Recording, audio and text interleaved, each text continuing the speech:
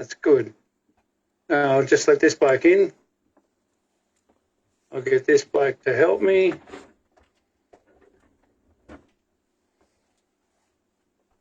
Okay. Good morning, everyone. I'm expecting Tim to turn up shortly. Sandy, greetings, aliens. Love it. I just have to fix my sound. Just gone west for some reason. Yeah, he's going. Again. How are you, Apollo? Yeah, good, mate. Expecting a few tonight, I guess. The team's coming in now. Yeah. Everything's should be working. Oh, I know. Let's got someone at the door. I'll be back in 2 seconds. Oh, good. Okay, incognito, go ahead. I'd like to put in the word of appreciation before the masses start flooding in, and appreciate Wayne Glew for doing such a wonderful job of explaining the Constitution and the stuff it has gone through personally. So congrats and thank you. Thank you. No worries.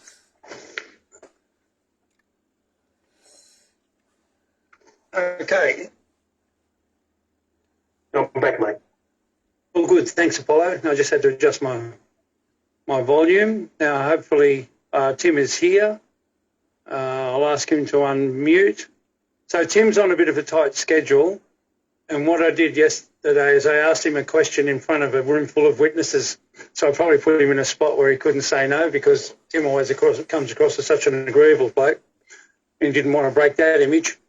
So we have him here tonight. So how are you, Tim? I'm fabulous, but it's okay. It's early in the night. I'll probably get better as the night goes on. So. Well, it's funny because other people have been saying that. Yeah. You would get better, but they've been saying that you're fabulous. Oh, right. No, I'll improve as the night goes on. So, so thank you very much. And it's an absolute honour and a privilege to be in amongst you guys. Thank you. Thank you. So we have a lot of competition around trying to get a message to people, and we won't go through them all, but some of them have got their paying guests tonight all being led down the garden path. Meanwhile, here we are at great expense with Tim Dwyer, with Wayne Glew and Dick Yardley. And I would suggest to people that you would be hard-pressed to find a better collection of knowledgeable people than the three gentlemen that I just spoke of. So Tim's on a tight schedule. He'll be, I imagine, still probably leaving us around 8 o'clock. And what I'd like you to do, Tim, is people might not be aware of the last video that you put out, which was only a day ago, wasn't it? Yeah, a couple of days ago. That was the Rod Cullerton one. Yeah. Yeah. So I've had a word with Wayne, and I've had a word with Dick. We're letting you steer the ship. That's dangerous, boys. I tell you, we could end up in trouble here tonight. But they could have pirate-type behaviour. They could try and take over the ship if you say something controversial. So for the most part now, what I suggest to people is that if I leave Wayne and Dick and Tim open, and we'll save questions for later on, but hopefully there'll be some interaction. But we're interested in what Tim's doing, because Tim's doing something. And this is one of the things that we want to encourage people to stop being an audience. And we know Wayne's doing something. We know Dick is doing something, but what we're trying to do is get more people on board to take action, because it is the people who make the difference. So I'm just going to back off and let you, as much as I can, let you go, Tim. Well, firstly, thank you, everybody, for being on tonight, and thank you, Steve, for the invite. Now, I want to make something very, very clear to everybody on here tonight. I'm the student. I'm the student of Wayne Glew. I'm the student of Dick Yardley. And these two gentlemen have been places and done things that most of us just don't have the knowledge nor the courage to do. So I want to pay homage to you two men for everything that you've done so far. I'm not saying that it's finished, but there's it's not finished, Tim, but we're all students. Yeah, we're all students. Yep. You're just a pretty good student at present. I haven't whacked you with a cane yet. Sounds fair. All righty. So let me just sort of follow on a little bit from where we're at. As you know, I've done, or some of you may know, I've done a series of letters to the local government association, to the CEOs, to the mayors, and to the state ministers of local government. Now, the reason we did that was we knew prior to doing it what the responses were likely to be. Now, having that in mind, we needed them to put their responses on paper, right? We needed them to give us their responses on their letterheads so as that they could incriminate themselves rather than us accuse them. They've just incriminated themselves. And they did it very well, so we just let them keep doing it. And when I say incriminate themselves, every single one of them, we got hundreds and hundreds and hundreds and hundreds and hundreds of replies from all over the country. Every single one of them stated that they were operating under the local government acts. They were operating through the state being their head of authority and all this sort of stuff. And this is what we needed to get, and we needed a lot of it, and we got it. And the reason we needed that is because, as some of you have known for a long time, that we have two parliaments. Well, no, we have one parliament, but we have two commonwealths. And what we needed them to do is put themselves into the corporate commonwealth under their own writings, under their own signatures, and they've done it. So now what we've done is we have the two commonwealths and that are separate at law to each other. And when something is separate at law, it means it is not connected. It is apart from. And so what happened was when Rod Cullerton did what he did over in Western Australia earlier in the year, and he basically put it to the WA Parliament that they did not have royal assent to do what they did with the Aboriginal Heritage Act. And what they did was that it comes under, and one of our great arguments has always been to the councils, that the land titles that we carry are those held in fee simple. They are indivisible. So therefore, under the United Kingdom, under the Crown, the land only has two participants. One is the Crown. Two is the holder of the title in fee simple. There is no other availability for anybody to participate in that title. And what the Western Australian government did was they passed a bill to give the Aboriginal Heritage Organisation a third-party corporate sole access and control over indivisible land, fee simple. And you literally, there is no law on planet Earth that allows that to happen. And that's what brought this whole Western Australian program to grief. And then, of course, he sent the notice off to the police commissioner to see if he could rouse up some of these fellas under sedition. Now, sedition's a lot easier to prove than treason. And as most of you have possibly seen the document by now, or some of you have seen the video I did the other day, it has certainly created a real hive of, well, what can we do with this? Well, this is going to be applicable across all states. Now, the Western Australian Acts will be different to the New South Wales Act or the South Australian Act or the Victorian Act, right? But they all have the applicable acts. All we've got to do is go and find them.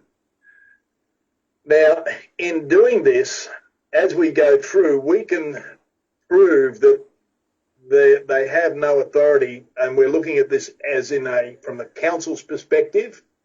There is no crown seal that gives councils any authority to do anything or have any say over your land. That's at the bottom end of the scale. At the top end of the scale, as you know, we've got the documents from the Governor-General's Secretary stating that there's 34, and they're the only 34 we asked for, people that have not said the correct oath. And then we went and got the oath that they did swear. So we've got the documents on one hand saying, no, the Governor-General hasn't sworn the right oath, the Prime Minister hasn't, this one hasn't, the Chief Justice of the High Court hasn't, the Chief Justice of the Federal Court hasn't. But then on the other hand, go and get all the oaths that they actually swore, and all the politicians' names they're all in capital letters on their oath. You know, I, Anthony Norman Albanese, in capital letters, for God's sake. You know, so we're attacking this from two ends. Now, Dick, I want to talk to you in this, that our mutual friend here in South Australia shared that document with me today. And what you blokes have put together there is, it's gold. It is pure, you know, solid gold. It is the most... It's just facts. Well, yeah, you say it's just facts. But the way it's been put together by you two guys, it is an absolute lock solid. They can't slam that gate. It's they can't get in, they can't get out. They're buggered, right? And I spoke with our mutual friend, and he said that once he's got that document done and dusted and gone, that to speak with you and see what we can do about using various bits of in our little situation where we're trying to run a class action, and some of that material will be gold. Oh, hey, if like I've always said, if I've got it, you've got it. I don't hold anything back. And you know, sort of, Wayne's the same. We're all the same in this system. If we don't share, we don't win. And hell, if I've got it, and it's like Grant actually, or our friend, in his last court case, I had a few things to say to him about it, because they have been running him around backwards and forwards in the courts. Yeah. And they know they're wrong. Yes. But it's like when I spoke with a Director General, and he just turned around and said to me at the end of the meeting I had with him, he said, as long as the courts give it to us, we will take it. And the courts are totally corrupt. And like, we pulled up the latest High Court bulletin, and they keep telling you they're sitting as a quorum, and now their quorum, C-O-R-A-M, is a simple in the presence of. That means you and me can sit there and have the same authority as they've got. That's correct. And our friend pulled up a hell of a lot of Supreme Court cases today, and they're even there in the state, they're sitting there as a quorum. Yeah. So there's no crown or constitutional authority there anywhere in there. No, that's right. Now, what we're doing with this class action concept that I put up, I know if we walk into a courtroom and think we're going to find like any form of justice, we're delusional. We might as well go on the whiskey now, you know, because it just won't happen. However, what we're looking to do is preempt this by breaking it down. Instead of one massive big class action, we're going to break it down probably into groups of 10 and take each, before what we're going to do is we want to go in and take the courts on. We want to take on the jurisdiction of both the court and the person sitting on the bench, so as that we can prove, as Dick just said, they're just a quorum, they're just a decision maker. They could be the gardener from out the back. And once we do this, because the biggest stick the government's got is, I will take you to court, I will sue you, we will take your house off you, we'll take your car off you, we'll do this through the courts. Well, by doing what we're trying to get done is, let's not bother about taking him to court for anything just yet. Let's go and take the courts to court. All right? Now, Incognito's got his hand up. You know, he's been there for a little while, but I thought I'd just let you go for a bit, but we'll break in now because you've mentioned it. Yep. And I'll just remind people, if you want to ask a question, we've only got Tim for half an hour, so I'm reminding you, Incognito.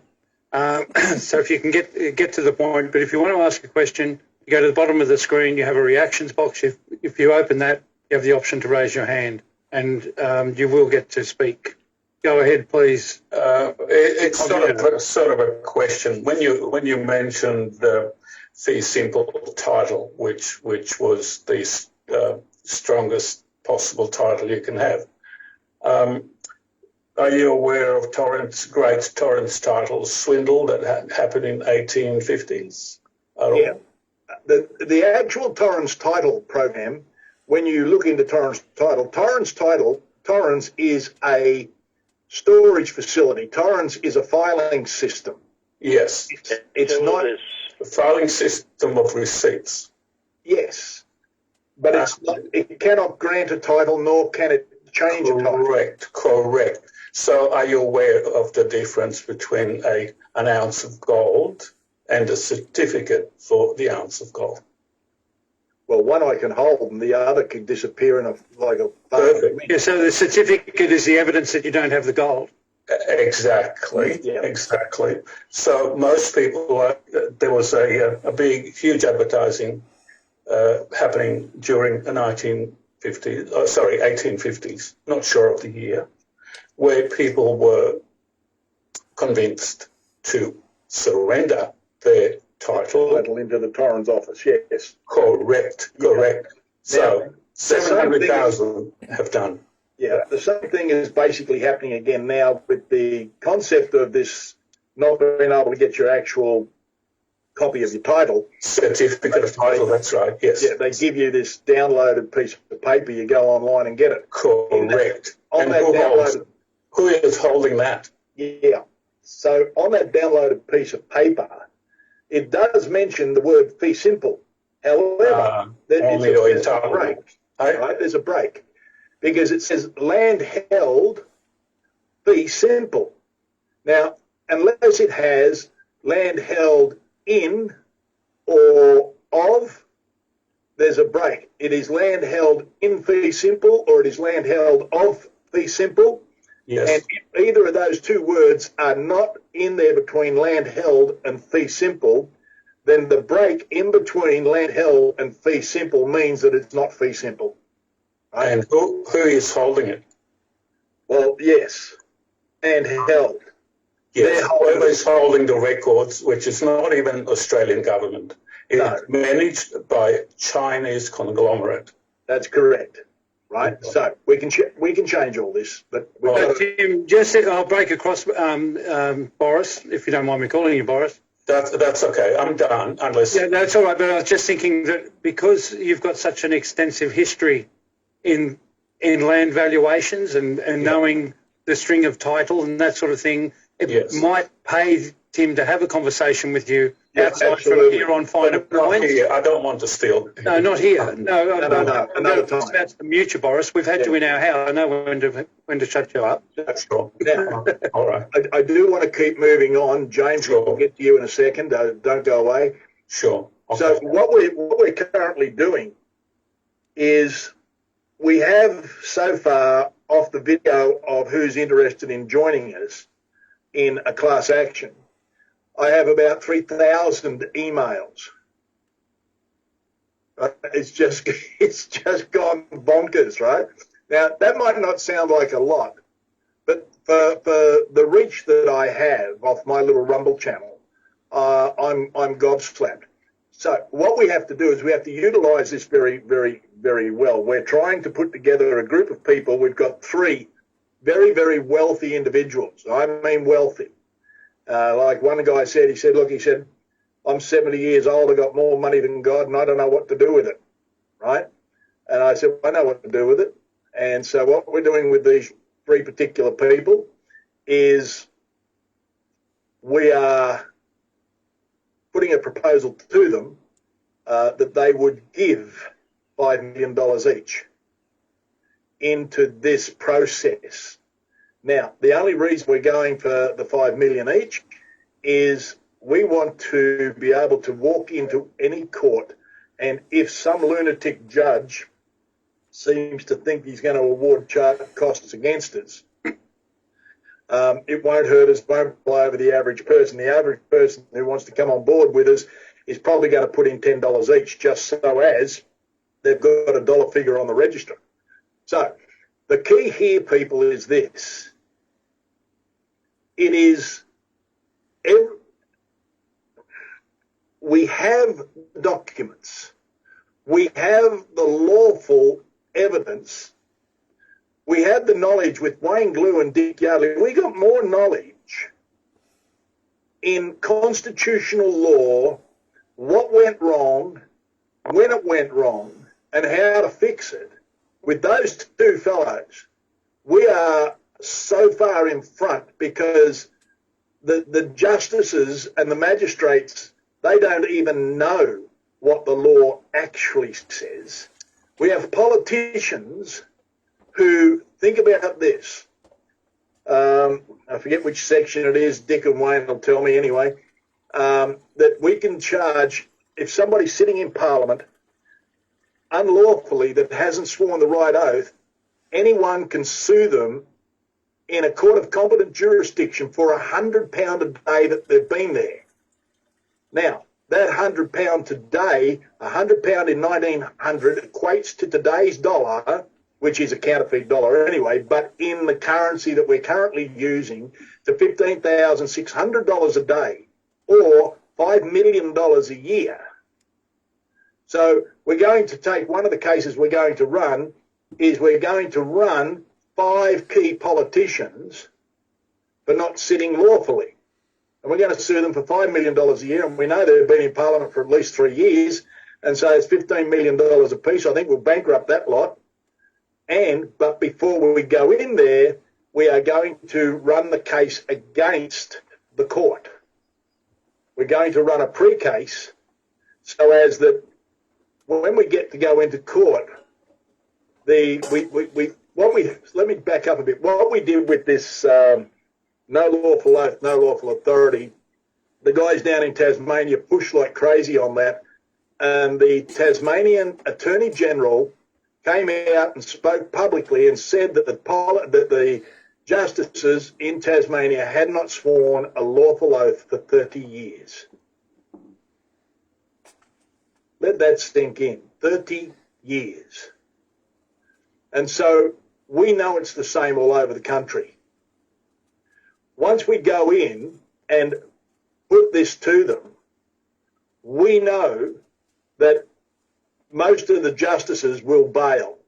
They'll have to bail out because they can't afford the crime of treason. If they want to stay and come under the proper constitutional law outside of the corporate executive, literally under the common law of the United Kingdom, we can have them sworn lawfully.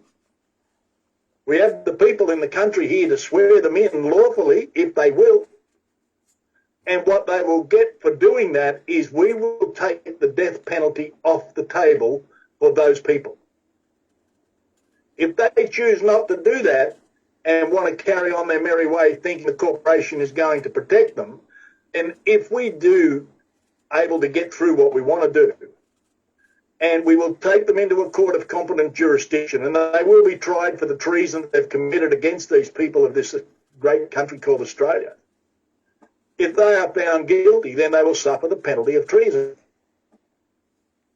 That's my goal. That's my plan. Not just to kill all these people. I don't want to kill anybody. But I want them charged. I want them tried. I want our country back. I am sick and tired of being butchered and slaughtered and robbed and stolen from and trodden on and pushed and shoved in places I don't want to go, and I don't think you do either. And so we have to find a lawful way to bring this back, and the best way to do it is stand on the Constitution. We don't have to rewrite a Constitution. Oh. We might amend it as we get going through proper referenda. But we don't need a new Constitution. We just need to adhere to and solidly adhere to. And Well said. truly, people, What? I said this last night to Steve's group. The reason why so many people sit still, I mean, you keep up with everything and you agree, and yes, you know it's wrong and you want to do something, but oh, what can I do? Let me tell you this. It is not who you are that is holding you back. It is who you think you are not that does that. It's who you think you are not that holds you back. You are the most powerful thing in your house. You are the man, you are the woman that has the passion that pumps through your veins, and all you do is sit there and frustrate the crap out of yourself because you're not sure what to do. Well, do something. Hand out flyers, stand on a street corner, have a conversation in the supermarket. Do something, because you have got, and I'll say it again and again and again and again, you have got Dick Yardley and you have got Wayne Glew standing right behind you. Their knowledge, the concepts that they understand is just the most powerful thing. It really is. It's more powerful than any copper. It's more powerful than any judge sitting on a quorum bench. We've got a little thing that we put in the books when we send them out, and some of you would remember it. It's called Our Deepest Fear. And our deepest fear is not that we are inadequate. Our deepest fear is that we are powerful beyond measure. It is our light, not our darkness, that most frightens us. We ask ourselves, who am I to be brilliant, gorgeous, talented, and fabulous? Actually, who are you not to be? You are a child of God. Your playing small does not serve this world. There is nothing enlightened about shrinking so as other people won't feel insecure around you. We are all meant to shine as children do. We were born to make manifest the glory of God that is within us. And it's not just in some of us. It's in every one of us. And as we let our light shine, we unconsciously give other people permission to do the same. As we are liberated from our own fear, our presence automatically liberates others. Tim, thank you. And I know that you're pushed for time, so just be very quick. And So people would like to know, how can they make sure they would know when to be part of this action? Would it be by sending you an email? Send me an email to tim@ourtrueaustralia.com. So that's tim@ourtrueaustralia.com. If somebody could write that into the chat as well, I'd appreciate that. Yeah. Now, James has had his hand up for a while, Yep. and he's had time to get rid of his story. Okay. Go ahead with your question or your comment there, James. You have to unmute it, mate. Gotcha. Yeah, Tim, I truly admire for your courage and everything, but we've just been in a battle ourselves. We've thrown everything out and bar the kitchen sink. So I know quite a few young fellas that are a little bit younger than all of yous, and they're pretty adverse with what they do and everything. So if you're going to do a class action, are you just going to run it yourself? Represent yourselves? Yeah, look, it appears so. We did approach a couple of law firms who just shook their head and go, we're not going near it. And you've got to understand that the lawyers have sworn their oath. They get their money from the court. If they upset the court, they're out on their ear. So, yep, we're in on our own. Yeah, well, what you just said, Dan, we're just about to go into the federal jurisdiction, into the federal courts, right? So maybe that's an option too, because we've been talking with a few people that are already in there, and they've got a few cases in there and stuff, and they're pretty wise men. And they were telling me how to go about it all. So I am really interested. I'm one of them guys that walks in the court and tells them who's who in the zoo, and I'm the boss.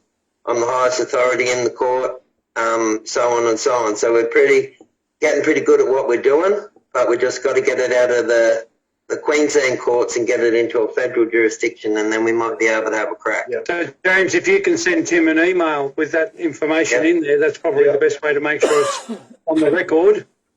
You know, now, Marilyn, you had a question. Did you have a... No? I thought you waved, that was all. Well, she might just be saying hello, mate. Oh, right, okay.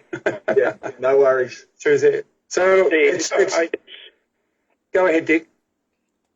I just sent you an email on our certificate of title from the government. Yep. You can put that up. But it's not a case of... the courts do not recognise our Crown certificate of title. As I've said before, I was in court with David Walters when he handed up Cass Burns' certificate of title, and the judge just turned around straight out and said to him, I can't look at that in this court, don't hand it up to me. So they do not hand it up, and I know when I went over to Western Australia to help a company out over there, they had 5 deeds of grant. One was done, it was a Crown deed of grant. The other 4 had the Crown seal on them, but they'd put the Queen of Australia under it. What we're looking at here is, since 1985, every state joined the Commonwealth as a sovereign independent federal nation. Now, just read that again. I keep pushing the system. It's in the Australia Acts Request Act of 1985. Now, every state has done this. The first paragraph comes up is an act to enable the constitutional arrangements affecting the Commonwealth and the states to be brought into conformity with status of the Commonwealth of Australia as a sovereign independent federal nation. Now, conformity means the opposite to what our Constitution's Commonwealth Australia Constitution Act is. And the Commonwealth Australia Constitution Act in the preambles dictates the fact that we have agreed to unite in one indissoluble federal Commonwealth. So in that statement I just read out before, they're telling us they're not within our Commonwealth Australia Constitution Act, and the states all joined that system. Now, when the political parties of the states joined that system, they joined the system where they changed the definition of land and taken out the Governor-General and put in the Minister. Yes. And they've done exactly the same thing here in Queensland, only the Minister can deal with land under the name Queensland Government, which is a corporation. Now, if you put that certificate of title, because you don't get a deed of grant today, you get a certificate of title, that's the only thing that they recognise. And when they sold us all up, they turn around, and I gave the solicitor, because I thought the solicitor might listen to me, because she used to come to the farm. She was, when she was going to school, she used to go with my daughter, and her got on very well, and they used to swap bloody houses occasionally. So I thought she would listen to me, but when you become a solicitor, they look at you and must say, well, you're a bloody stupid farmer. What the hell would you know about law? Yeah. Because I tried to explain to her the difference of a deed of grant and this bloody stupid certificate of title.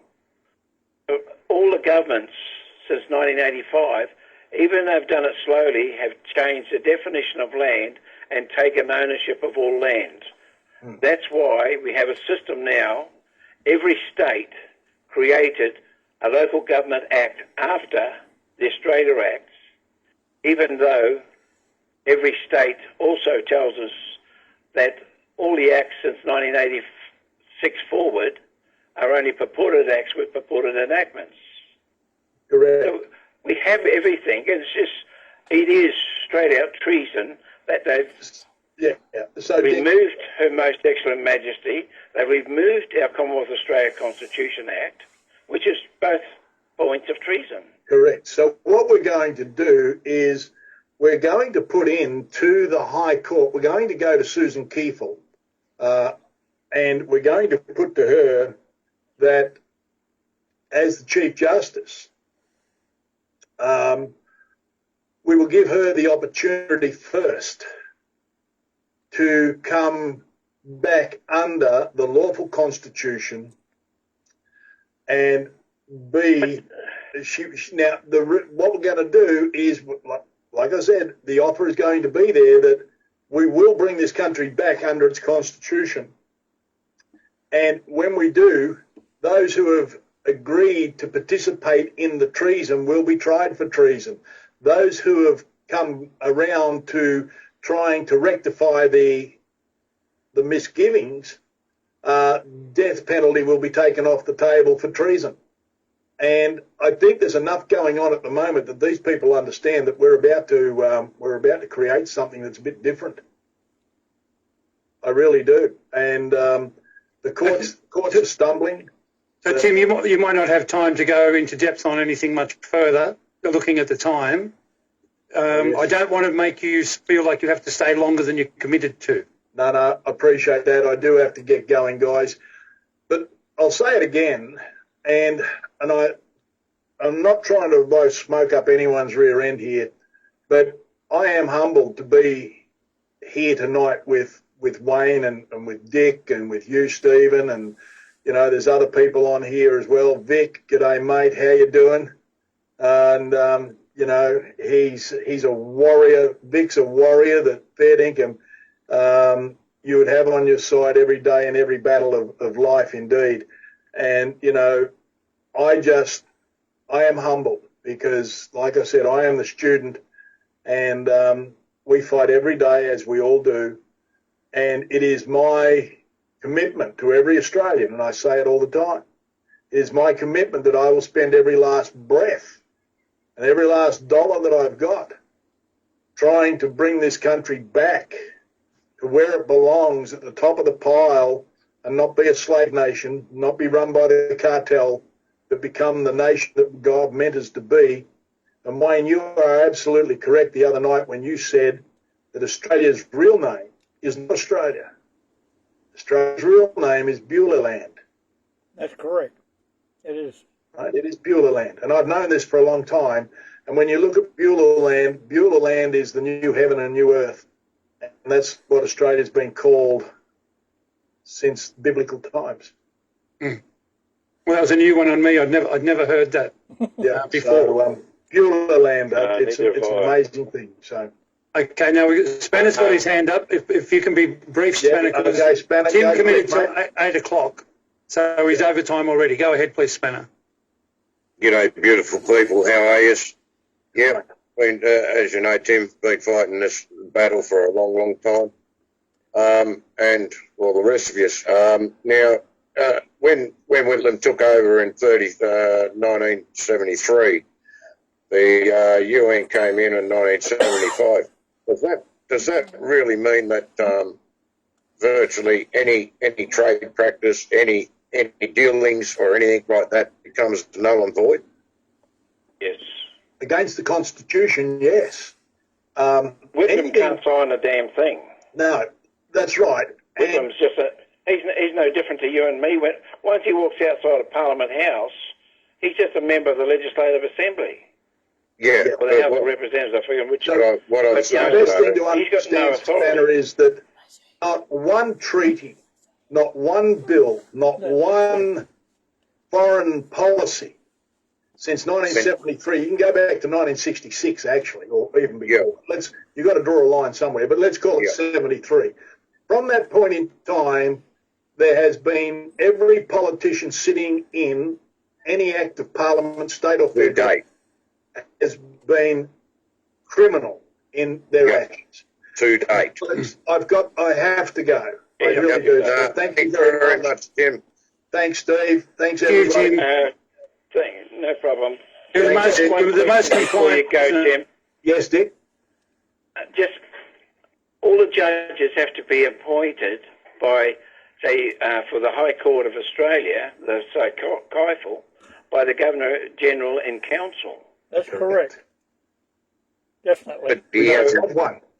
They hadn't got one, so We ain't got That's one, and it. we haven't got a, like in Queensland here, it's the Governor alone appoints a judiciary to keep the separation of powers in Queensland. We've wiped all, but we need those people.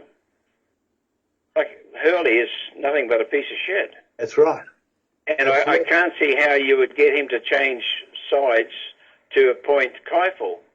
Well, let me put it to you this week. Wayne might know who in this country can actually, has Crown authority to accept an oath.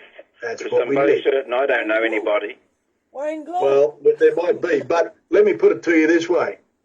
How would you feel if a certain person I know had a certain set of documents that showed what ships carried in how much heroin out of the Middle East through and bought them, these are military ships, unloaded them, and the containers were shipped across the country under the protection of the armed forces, the federal police, and distributed throughout Australia, and what was left then went to a little Asian country where an Australian family have gambling interests, and guess who was in charge of the shipments?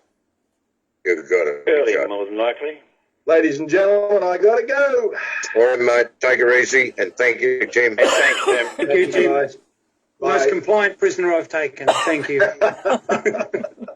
Catch again. Bye, everyone. See you, Tim. And Wayne, that's the quietest I've heard you. Everyone been talking. I've just been respecting everybody and Tim's ability to explain a lot of things, and he's good at it.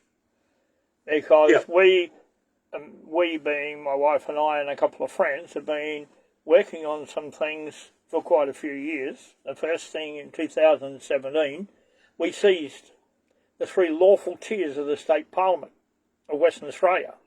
The reason being, under Section 8 of the Acts Amendment Repeals Court and Legal Practice Act, January the 1st, 2004, they created a state, an entity unknown to the Constitution-based state and Commonwealth, because it wasn't a state which is a people, it's a state which took out all reference to the Crown and everything else.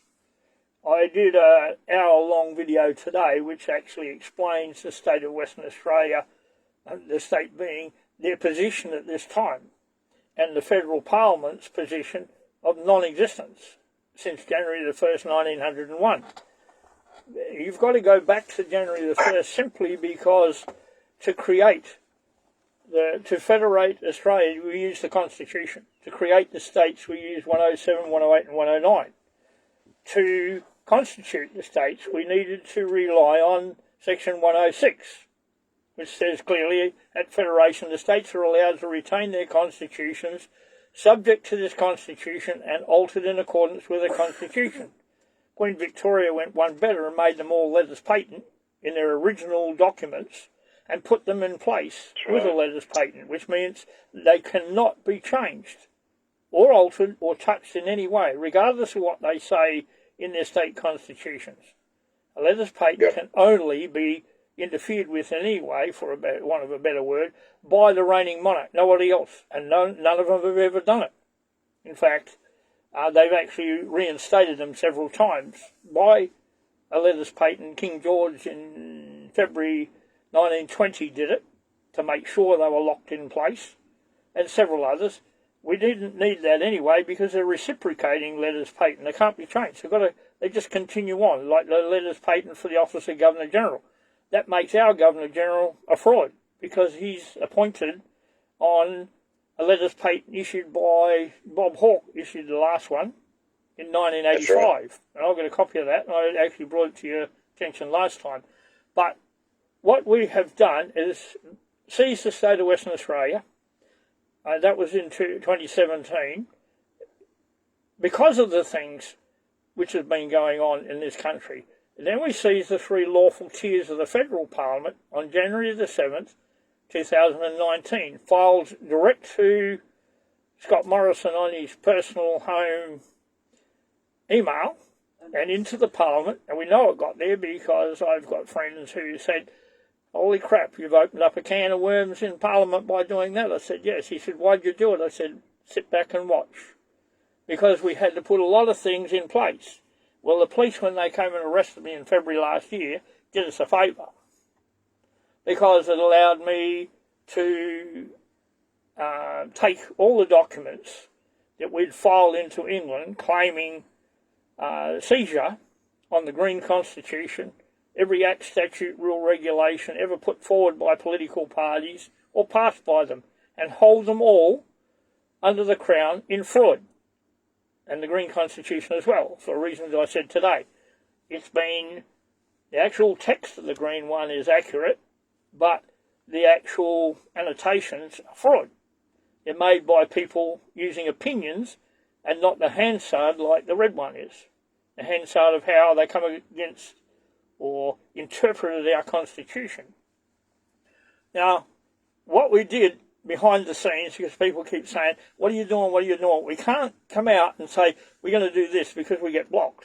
Last time I said we had filed a document into ASIC to try and check whether a name, well, a particular name we wanted, has been registered. And we wanted it not to register it. To get the name checked out, you've actually got to make an application to do it. And as you said, Stephen, we knew full well, that's why I couldn't deny it, because I didn't want to muck up what we were doing. And okay, fair. And I apologise if I was trying to roll your card up. You don't have to, because we get this all the time, don't worry about it. I don't take offence at things like that. We got back from them, the name is not used, and we have to get permission off a relevant minister to use it. And I thought, well, no. Page 796 of the Constitution says, the states, which are the people, have the authority to set up municipal authorities and local government being the state parliaments. And because no state has its original constitution in place, there are no state parliaments.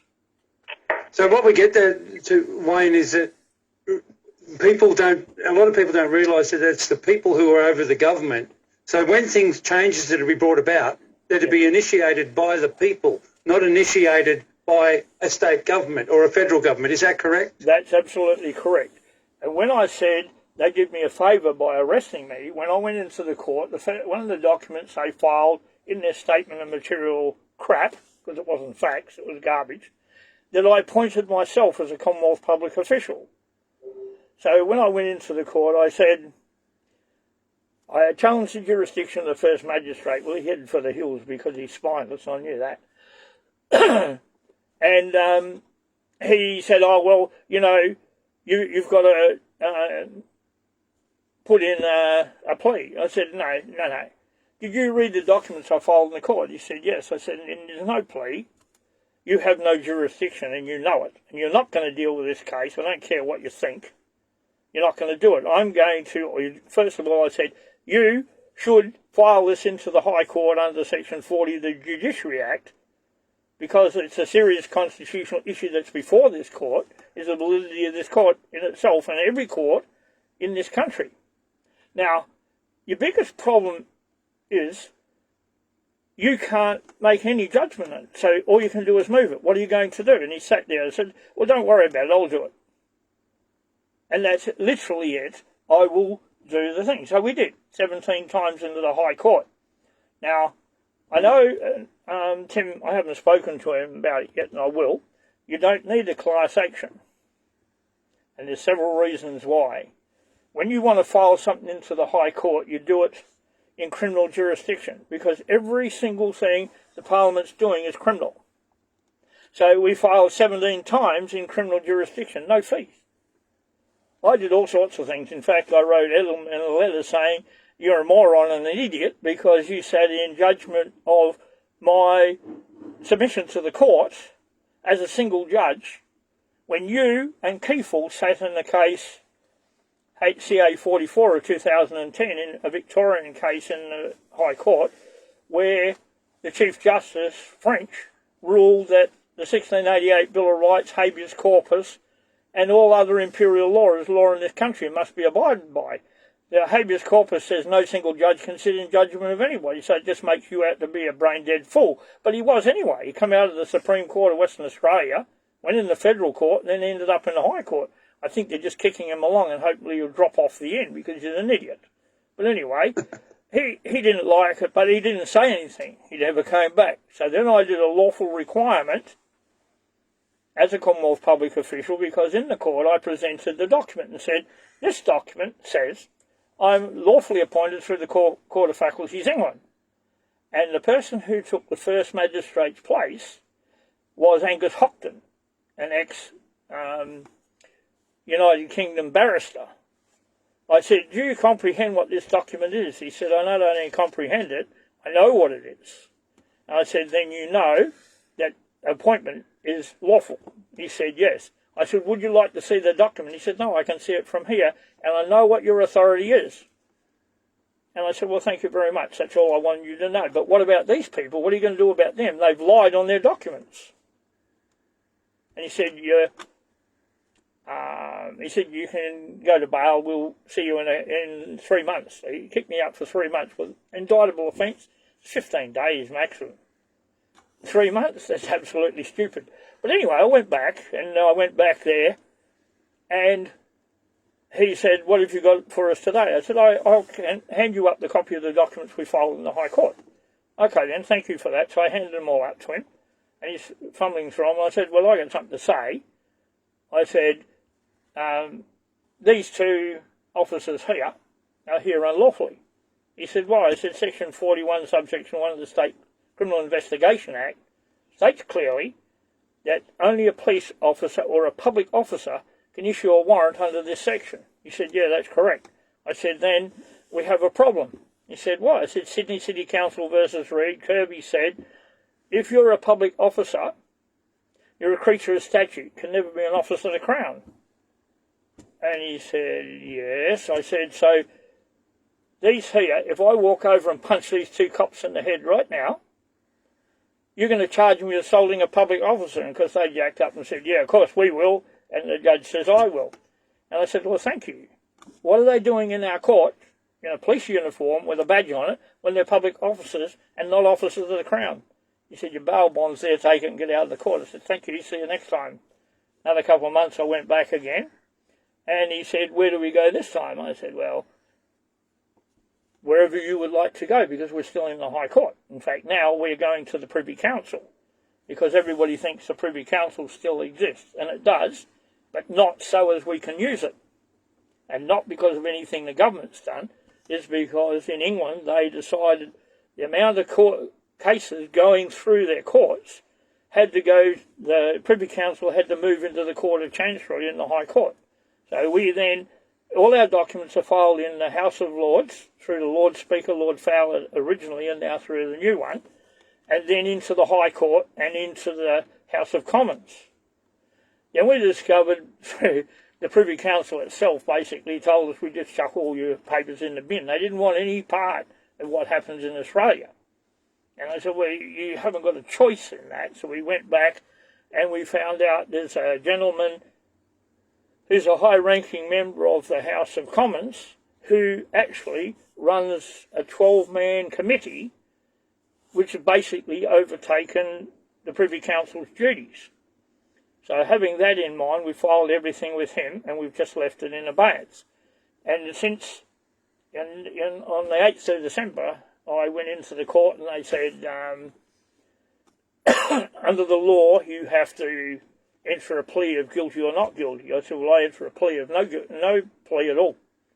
Based on the fact that in 2010, the Supreme Court ruled there's no lawful entity as WA Police, and they brought the action in this court.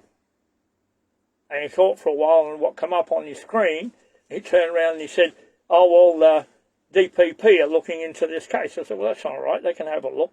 They won't get any sense out of it because they don't know what they're talking about. But anyway, I said, but under the provisions of Clause 7, the Police Act of Western Australia, 1892, doesn't exist anymore. If it did, the Police Act would be in Section 51 of the Constitution under Section 51, subsection 38. It explains how it is. because there's only 7 legislative areas ever exercisable by the Australasian Council, and even less by the colonies, and all 7 are into Section 51 of the Constitution. Well, where's the Authority over Land and Transfer of Land Act? Doesn't exist. It ceased to exist on the 9th of July 1900 on the proclamation of the Constitution. And that's in the lecture I did, or the video I did today. I explained it in great detail with all the sections of the Constitution, including the fact that Aboriginal natives is how they're recorded in the state constitution. Everyone are granted certain rights, and I read all the rights, so they're on the. We're all on the same page with them because we work with them, not against them. And but during the week, after you give your your version of we couldn't go into ASIC, and I understand all of that, it's not a problem. What we did is when we got the documents back, I put together a notification from the people of Western Australia who are the state that they are created a new entity known as the Municipality of Western Australia in accordance with the provisions of the Constitution. Because the Constitution on page 936 states clearly the state, which is the people, has the authority to set up municipal authorities. Well, we're the state. There is no state lawful parliament. I proved that. It's all in the video I did today. So we have that authority. So what came out just after midnight last night, which is about 1 o'clock this morning, was the fact that we went into the personal column of the Western Australian newspaper and advertised the fact that we have created this new entity. It goes in again tomorrow. We only need it twice, comply with the law, or the version of it, so we're playing games with them. When that comes back, after the second one, we will be filing into England. It'll be a petition. We'll petition, not a petition that everybody signs. We will petition the Archbishop of Canterbury on 3 issues. 1, to accept the fact that we, the people of Western Australia, have held this state in adverse possession under the laws of England, Halsey's laws of England, for and on behalf of the people under the Crown since 2017. Plus, we have held the Commonwealth of Australia, being the 3 lawful tiers of the federal parliament, the Green Constitution, every bit of legislation ever proposed by or put together by the political parties, and every asset of this country, where the Constitution and legislation is held in fraud, and every asset is held by the people of this country, all in adverse possession, because it's ours. It's not theirs. We're just taking it back by filing documents, and we can do that under the provisions of Clause 61 of Magna Carta. We can do whatever it takes to force the government to comply with our law. Well, they're not a government, they're only a parliament. Now they've got a big problem because we're going to petition the Archbishop of Canterbury along with a candidate to become the Governor of Western Australia. We've got him all lined up. No names, no pictorial, nothing. Just sitting there. We have that authority to do that. Because when we've got no state parliaments and nobody who's willing to do it and no governor, we have the right to petition the Archbishop of Canterbury, who is actually the highest authority in the British Empire. That's why he has to swear in the monarchs and everything else. So, based on all that, we're going to petition him to put what we want, our requirements, to King Charles III, if you want to call him that. We dare not call him an adulterer, but that he may be. But so that's where we are. So if people want to know where we are, that's where we are, that's what we're doing. We are in a position now where we have the Constitution on our side, all the imperial law on our side, and the fact that there is no authority for any government entity whatsoever to have control over your land. So they're going to get a little bit peeved at us, and I don't care. But the issue is they're all registered as foreign agent government entities under the Foreign Agent Registration Act of America, US Department of Justice. They come into this country with ABN numbers. That's why every government department, everything that ever belonged to us has ABN numbers. Well, they're under seizure now to us. Now, what we did is we went into the Foreign Agents Act, and not only can you demand that every judge, magistrate, or anyone else who sits in a court must produce a certificate of transparency under FARA, Foreign Agents Registration Act. If they don't, they breach it. But what we can do, because they are foreign agent government entities, registered US Department of Justice, they have part of their system where we, as alien litigants, which will take the place of any class action costing any money, can go into America, file all our documents which prove it. See, I've got the original Constitution of Western Australia. I've got the fraudulent one they put in. So I'm going to file those into FARA with a formal complaint to go to their Supreme Court. They will take it as $475 American to put it in there, but if we don't have the money, which at this stage we don't, so we can get concession where we don't have to pay. And it's heard ex parte on the documents in America by a judge and jury. So all they've got to look at is this the correct Constitution of Western Australia? It says it is. Is this the one that they put in? It isn't. Now they've got a huge problem with it. So we can actually deal with these people. It's taken a long time to get to this stage, but we're not finished. I did talk to Tim a few weeks ago about finding a candidate for each other state, because what we've done here, you can do too. We need to do it state by state, because every state is, every election of every state member is state by state under Chapter 1 of the Constitution. And so is all your referendums are state by state. So having a unilateral, for want of a better word, act, they actually don't have them. They do not have lawful elections under a election act or the Electoral Commission. Yeah. None of it exists in law. It has to be done state by state under Chapter 1 of the Constitution. There's no way out for them. So all we're doing is we're cutting off all the passes. We use we've used Magna Carta to hold this whole country in adverse possession. They can't take that back without going before the English High Court and proving the seizure was unlawful. Well, how can they do that when they're not representing us anyway? So, Wayne, do we have, so people ask questions, they say things all over the place, right? Yep. So let's say if we go to England, like what evidence do you have that they've actually got lawful authority in England, that the right people are in control under the right law, as it were? Well, I'll explain something in England. The House of Lords sits with 800 members. 400 are spiritual, 400 are temporal. So it covers both sides of the religious spectrum, for one. Can I ask a really basic question? Yep. Can you explain quickly what's the difference between spiritual and temporal?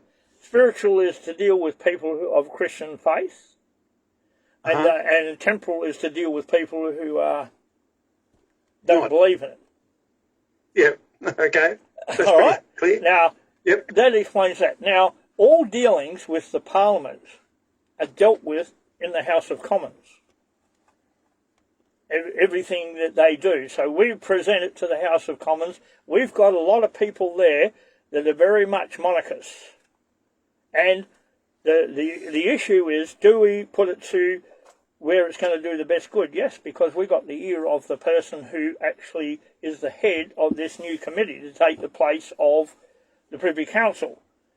And we're hanging out on a limb with what we're doing, but they can't come back and touch us because we have a lawful right to put what we think is wrong to the British Parliament, and they have to deal with it because, as I said, there's a Commonwealth Constitution Act 1900 UK, which is the authority issued. This itchy neck drives me mad. We need an act which authorises us to have a constitution. So Australians put it together, took it to England, came back, as the Commonwealth Constitution Act 1900 UK, which is indissoluble. From that came our Constitution. And as I explained, Clause 5 of the Australia Act says,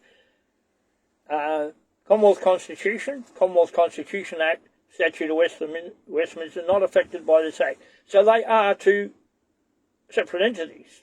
One is an enabling Act, which is the Act of Britain, along with the 9 clauses and all that. All that came into our Constitution. So our Constitution 1901 is not an Act, it's actually a Constitution. If it was an Act, it was invalid. So, well, that's when we say as proclaimed and gazetted, yes, that's the evidence that it's no longer an Act. Like, no longer... It's a Constitution, not an Act. Yeah. And that Constitution is the parameters set by us through our representatives who put it together, yep, that binds and controls the federal parliament. So if it isn't in there, page 346, it says if an authority isn't granted to a parliament, it's denied and remains with the people. That's pretty clear. Okay, Page 286 says we are the absolute authority. And just to take you back in time to something you said earlier, yep, and to explain the significance of it. Yep. When you said you've advertised the municipality of Western Australia, yep, or words to that effect, yes, in the paper, and you've only got to do that twice. Yes. That's the equivalent to what, a proclamation or gazetting it? It's equivalent to complying with the habeas corpus. One person can do it.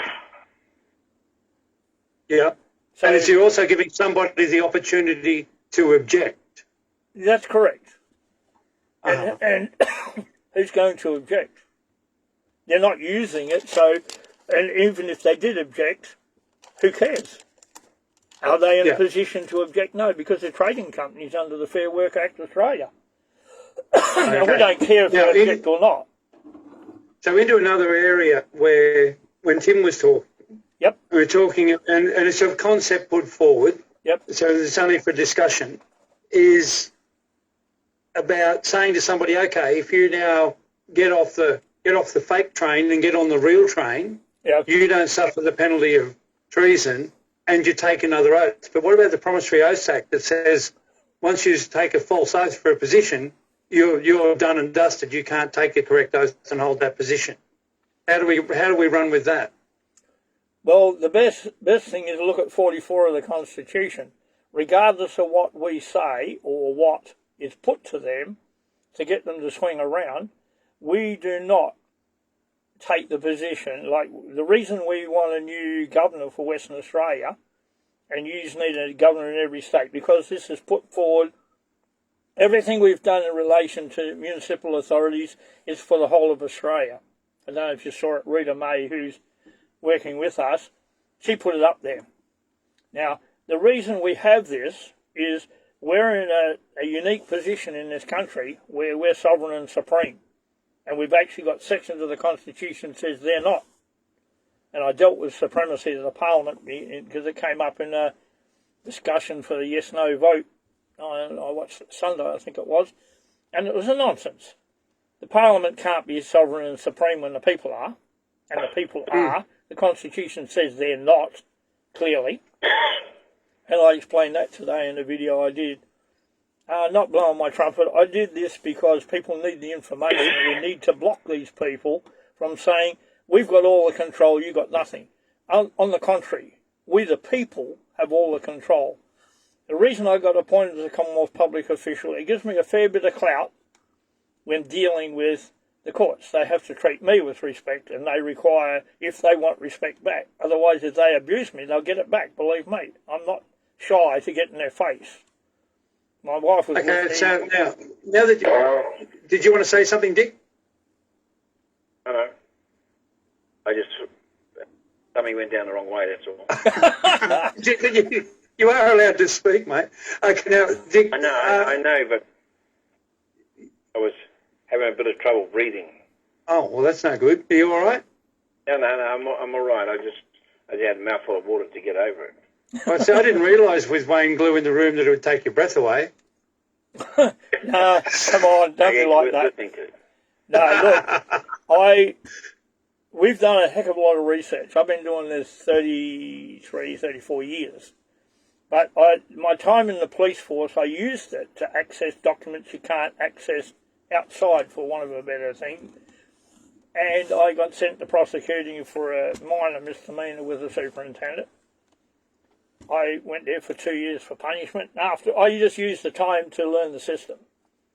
So being put in the position of prosecutor is punishment? Well, it is if you like working in the street. Yeah, okay. Fair enough. All right?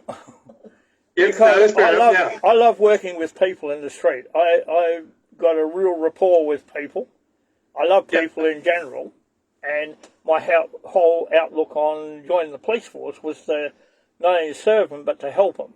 For instance, I pull the young blokes over. I got a folder or a clipboard with lined paper, bit of ink paper in it. I'd write a list on their car, give it to them, time, date and everything. I'll see you in 2 weeks. If you haven't fixed everything, I'm going to sticker your car. Because there's no point stickering it, paying $100 to go over the pits when all he needs is $50 worth of parts to fix his car. So the kids would go and fix them. Yeah, but if he doesn't have the correct intention, then he deserves to get Well, if he comes penalised. back in 2 weeks, he gets a red sticker. Go walk. I don't care. No skin off my back. But by doing that, we got the rapport of the kids. And it paid off in the Vale Tavern in Swan View. A whole mob packed onto me and my mate. My mate got a cut all the way down the right-hand side of his head where they threw a glass at him. And we got attacked, but we didn't have to do nothing. The kids in Midland jumped on these idiots and belted the crap out of them. All we did is stack them in the back of the van. So, you know, when you get a rapport with the public, which we should be doing, police should be doing it, they don't. We got the benefits of the way we treated people. Then we turned the crime rate from about 83% down to about 14% in 6 years. I was there for 10. That's a funny concept. That's a funny concept that if you treat people with decency, they may reciprocate. Well, it's biblical concept, and you've got to love your neighbour as yourself. And I applied that. Yeah. I don't hate anybody. I don't give a hanger. I see some of the things that happen to people, it brings tears to my eyes because I'm an emotional person. And, I mean, some of the things, the people I've seen dead and killed and that are horrendous. And I'm not going to go into that because it brings back, when you've got a good memory, it brings back all the memories and I want to go there.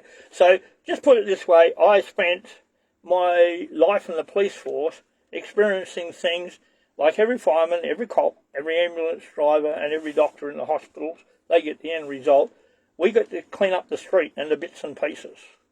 And what we see is horrendous, especially if somebody takes a shotgun to their own head. You can imagine it all over the walls and the roof, and you've got to get in there, pick it all up, because you can't leave anything in that house. Or walking along a railway line, picking up bits of a body where somebody stepped out in front of a train. All of that you experience. So, not everybody, but working in a place like Midland where it's pretty low class, because they were working at the workshops. When they shut it down, everybody just hit the grog, drugs and everything else. Yeah. But we were able to clean it up by being nice, showing that somebody cared, somebody wanted to help them, and you can do that. And we as a society should be doing that. And I've got to get off this thing, get back to what I was talking about. Oh, no, well, before you get back on topic, there's something I want to ask you that's a little bit different. No, it's okay. But it's in the area you're talking. Yeah. And I don't want to advertise it as such. No, because I've got my own opinion about it, but I also stand to be corrected if I'm wrong. Yeah, that's okay. So have you heard about this thing that some people are doing, and they're calling it a royal registry? Yes, I have, and I don't agree with it. Simply because one thing else we're doing, this is a correct title for land. And I can't, it says it's in the register book, everything, it's original and everything else. It's for a sample because we are looking at doing titles. And based on a document, if you can prove to us that you have ownership of the land through receipts or your mortgage or anything like that, we will fill out a document and we'll get you to sign it.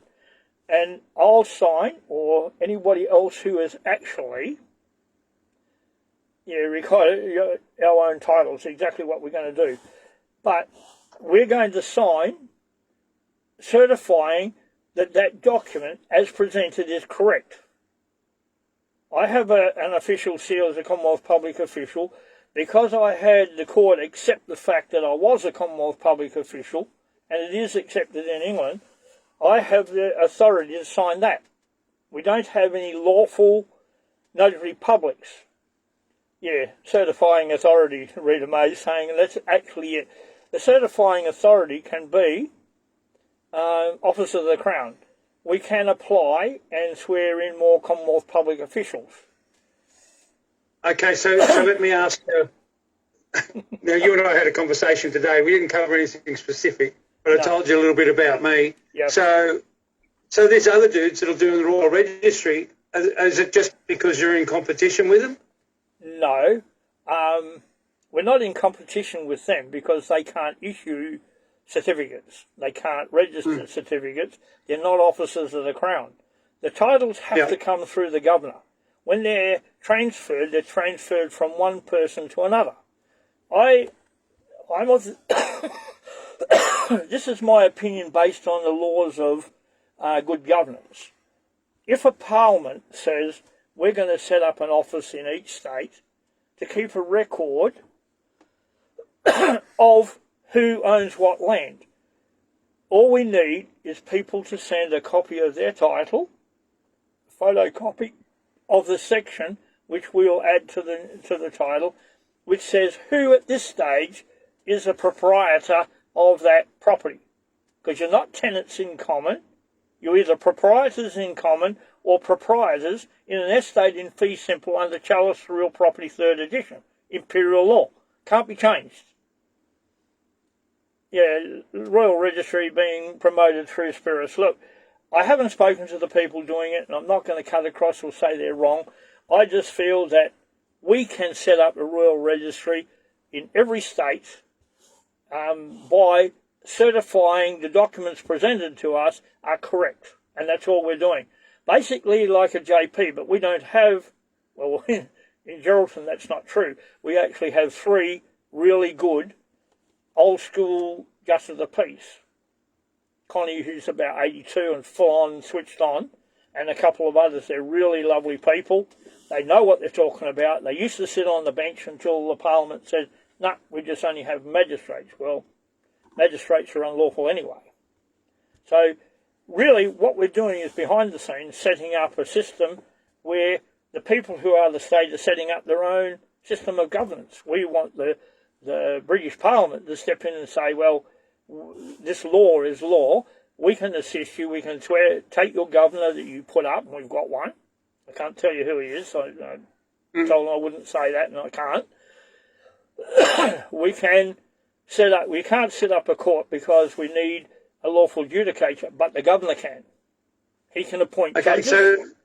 So let's just say that, for argument's sake, if you don't get the words that you need from England, from the UK, where does that leave you? We go straight into England and prosecute every single one who works for the trading companies registered under the Foreign Agents Registration Act of America, and we have that ability to do that.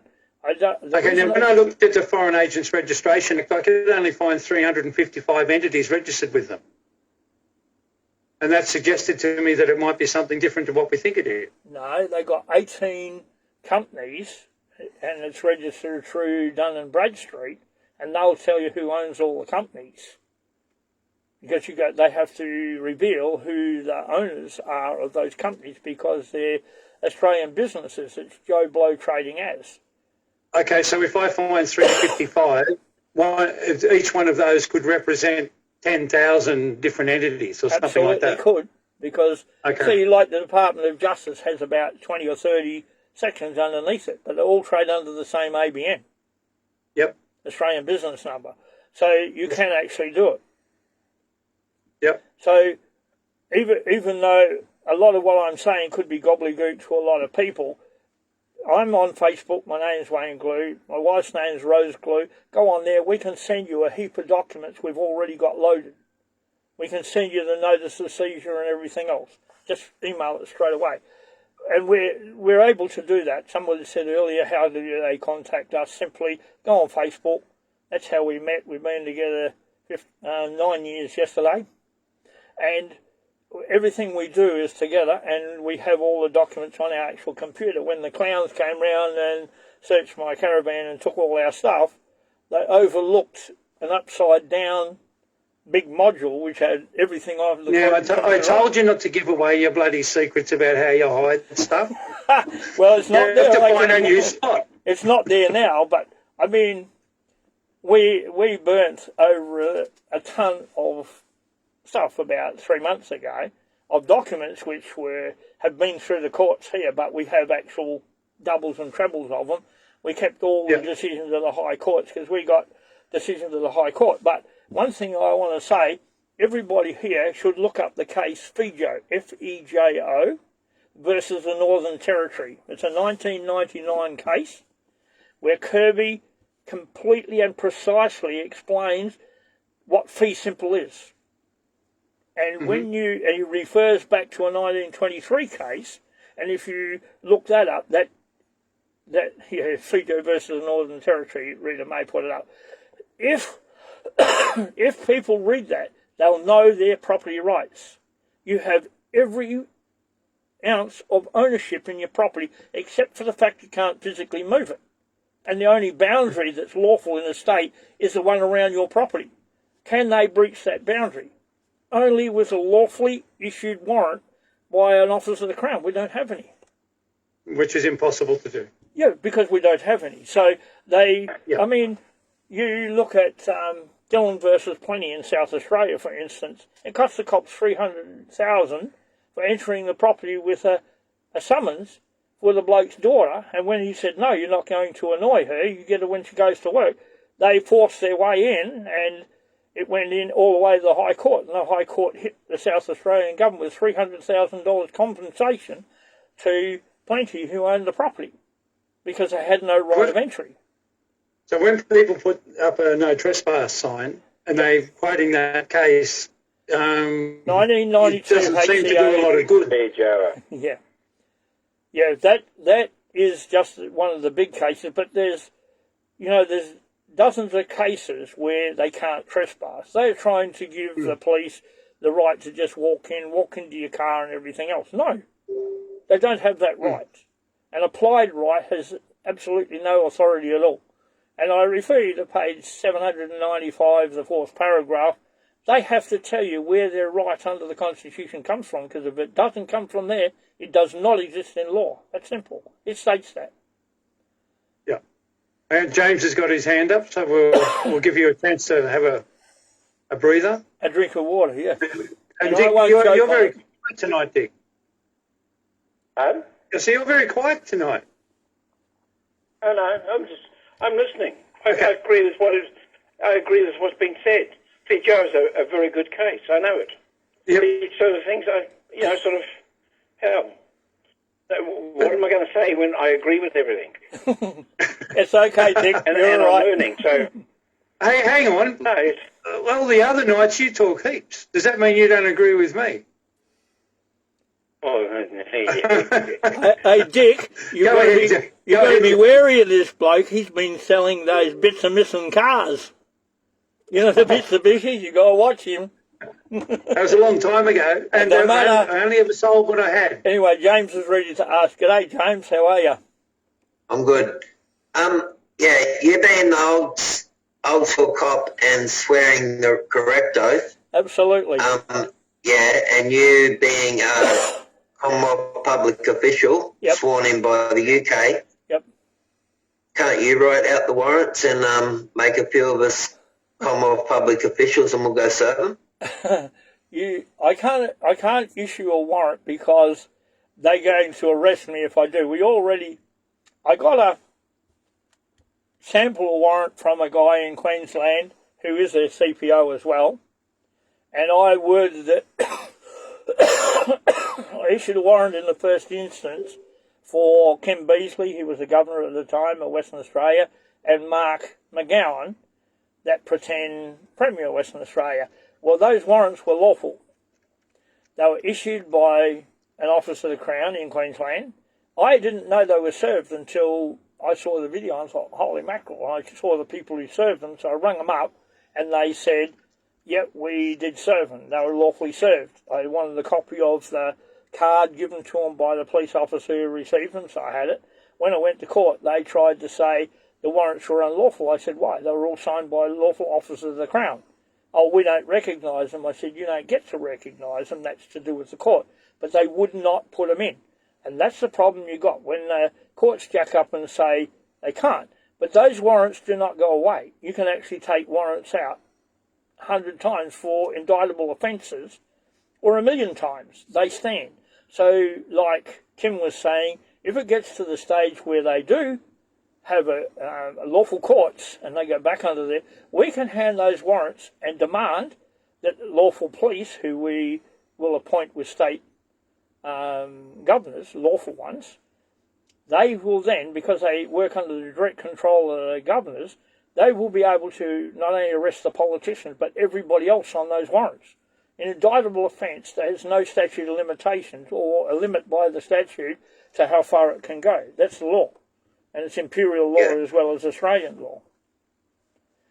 Yeah. I just sort of asked a question for some. Yeah, I'm not giving up, and we're going to the next level because it's not in my DNA to give up. But yeah, like as well, we've you been know, doing I've this. spoken to you over the last few years. I know you don't give up, and that's good. That's one of the best things about Australians. When they get a bee in their bonnet, they dig in their claws, and they do not go. Yeah. So I just want to, get more involved in it and make it happen rather than just going in. So, in your opinion and Dick's opinion, what would be the best way to go? Because we're lodging an appeal, and it is a constitutional issue, but we've been told to go to the federal court. Well, that's nonsense. You can actually, as a constitutional issue, you choose where to go. Although when you go on the federal court's website, it has two areas. One is in corporate law, and the other one is in interpreting the Constitution. But having said that, when you look at the beginning of the last paragraph on page 795, it says, not only the High Court, but every court of competent jurisdiction can declare a law of the Commonwealth of a state to be invalid by transgressing the Constitution. So really, you can go to the federal court, but if you go to the federal court, you're going to have to pay. You go to the High Court in criminal jurisdiction, you don't. You don't. As long as it's criminal, and in your case, because as you know, I'm familiar with it, you can go straight in there in criminal jurisdiction. However, when you go into the federal court, you do it by injunction, and you do it under 13 of the Crimes Act. And it says, any person can bring an action in this court, in criminal jurisdiction, against any law of the Commonwealth. Well, a breach of the Commonwealth, the Constitution is the law of the Commonwealth. So you can actually bring it in there. So either way, you've got access to that court. But you've got to be wary with the federal court, the sneaky buggers. They will bring in the DPP and hand the case over. As soon as they do, you stand up and object on the grounds they're not officers of the Crown. And they're in there sitting contrary to 44 of the Constitution. There's two issues. The oath is unlawful, but the other issue is under 44. They work for a company of more than 25 people. Bear in mind they have an ABN number, all of them, and they're employed in a company as trading companies of more than 25 people. They're incapable of sitting anyway. So you can have that. But just bear that in mind. But in preference, I'd go to the High Court. But the big problem can be where the High Court chucks it out. Then you have the right to go. Yeah, well, that can happen.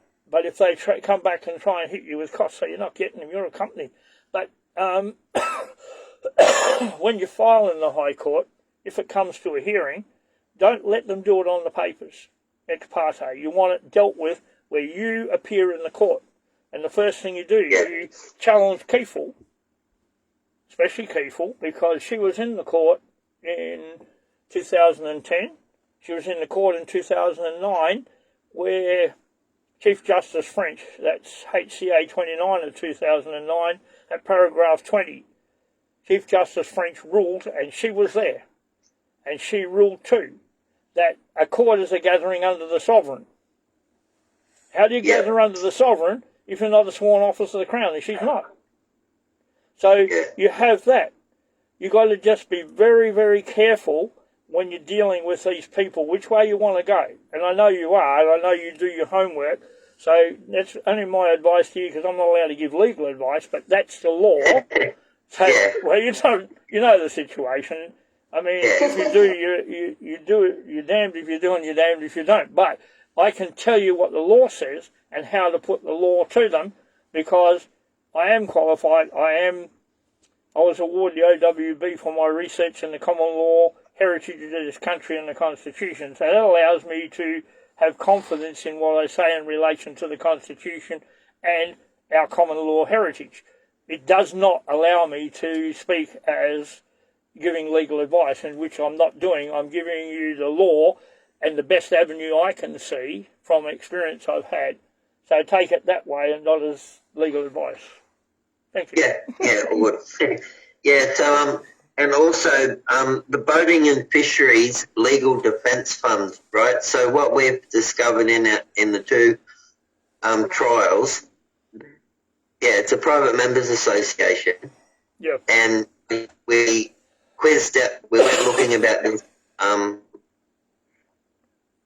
Boating and Fisheries Legal Defence Fund. So we tried to go through local members and stuff to find out who these people really are. So they got someone's paying into a legal defence fund. They got a Crown prosecutor that's standing in, and I'm challenging he's not a lawful guy. He should be kicked to the curb because he's not representing the Crown. He may be representing a Crown, but not the Crown I'm standing here under the seal, the whole lot.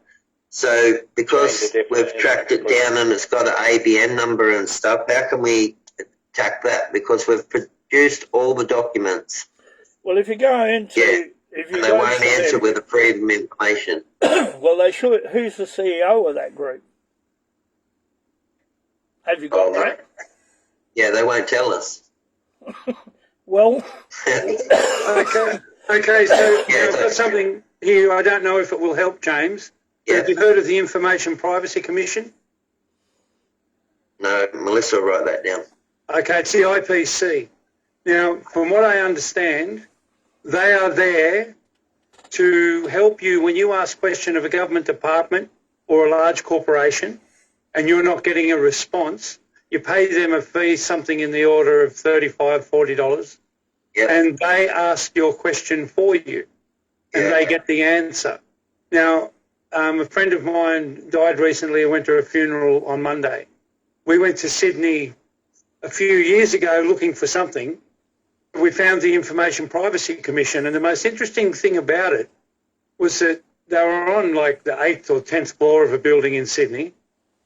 And when we went in there was no waiting room and there were no chairs, and all they had was a door that was split in two where the top part opened and there was a little ledge so you could put a document on it.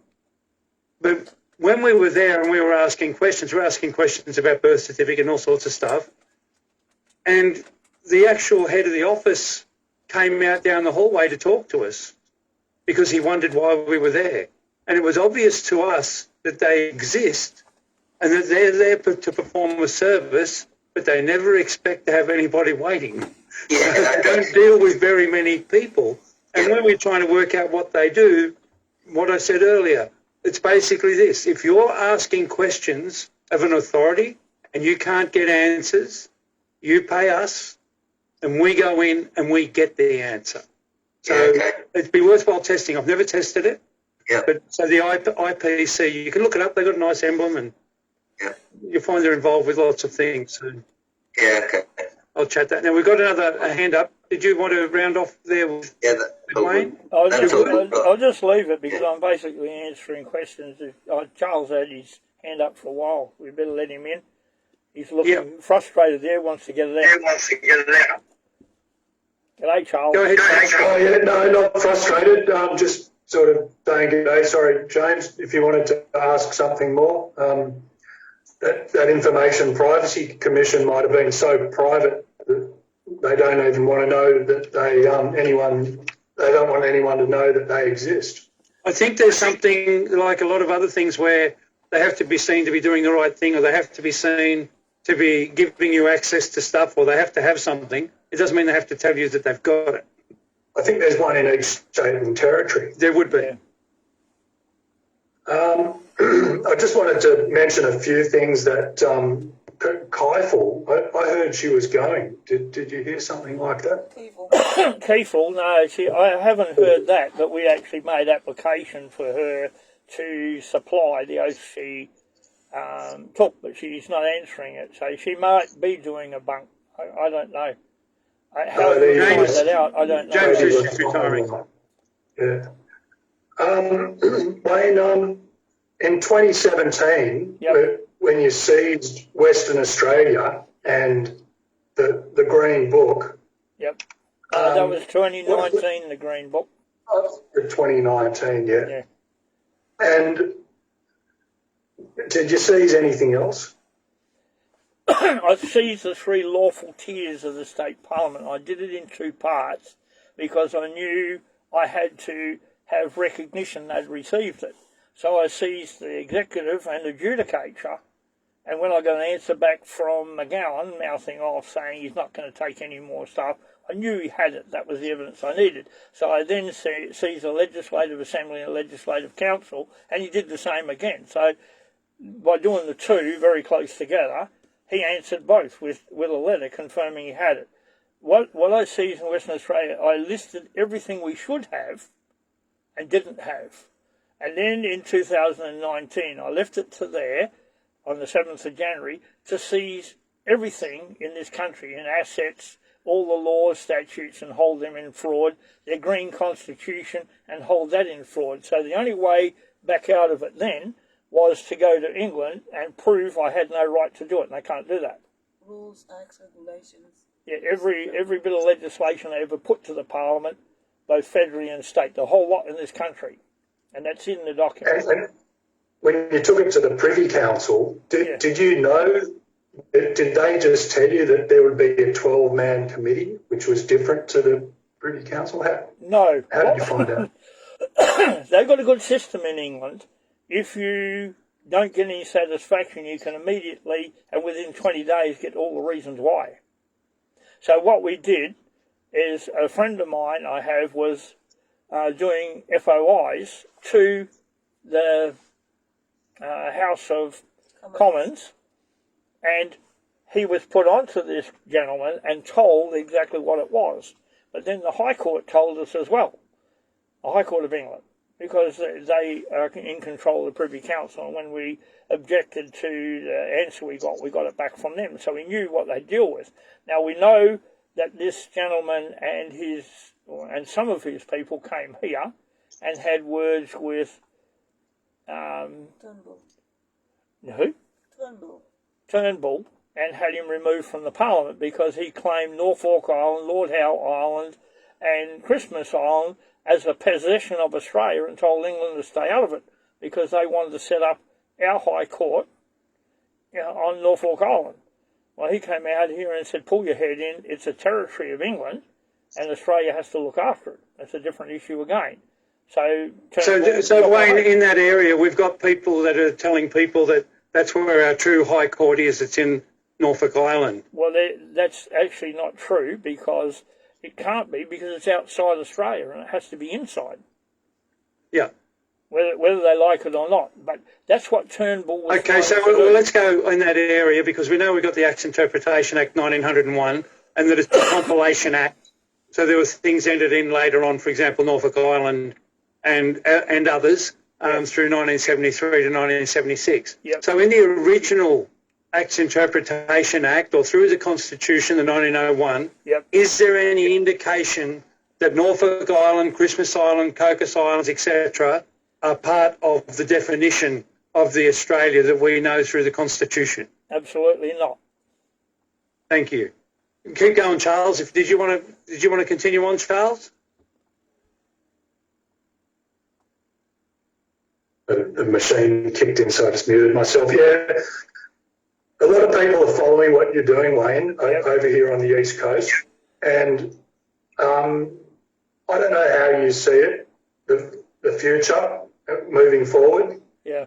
when you're ready, have a think about it, and between Stephen and everyone else, you can lay on a good tour of the East Coast for you just when the time's right. Yep. Yep.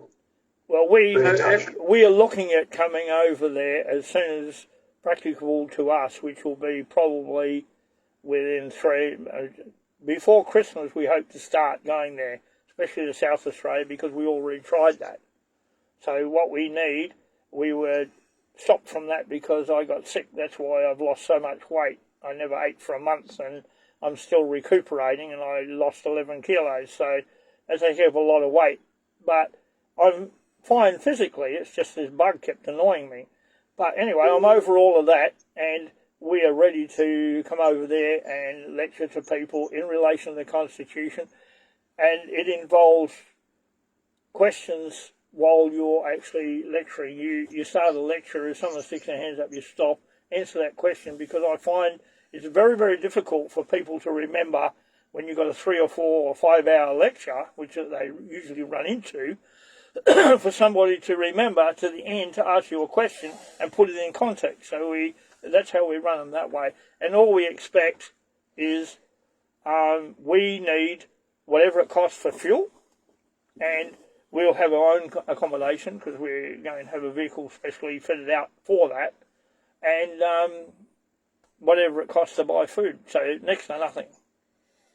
Yeah, there'll be a lot of towns, if you're going from south to north, then Melbourne, Canberra, probably Albury, Wollongong, where Stephen is close by, Sydney, a few places in Sydney, Newcastle, Coffs Harbour. There's lots of people that are interested. Brisbane, maybe the Sunshine Coast as well. So, let us know.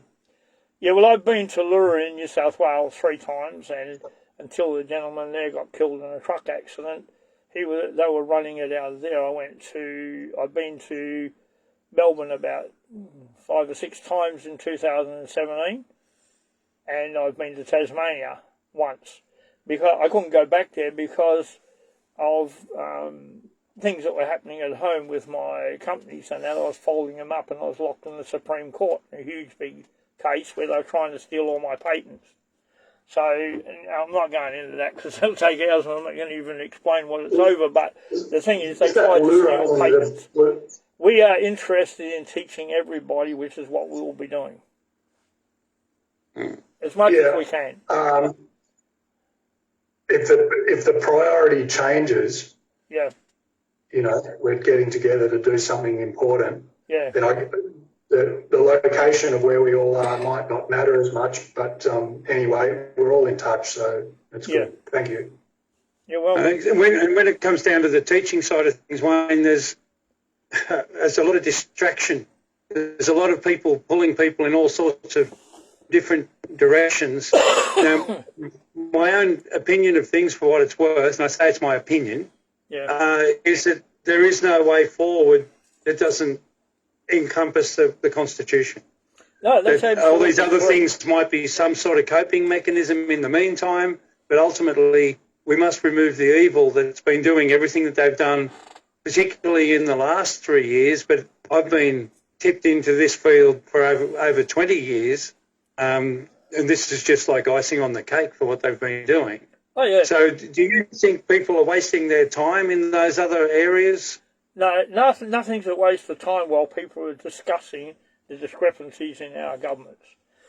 So what we could be looking at is some of it is it's like an experience curve where you've got to go through sometimes and satisfy yourself that, yes, that's interesting information. I can see it's correct where it is, but that's not a solution to our problem. Right. We haven't been given solutions. We've been creating them behind the scenes.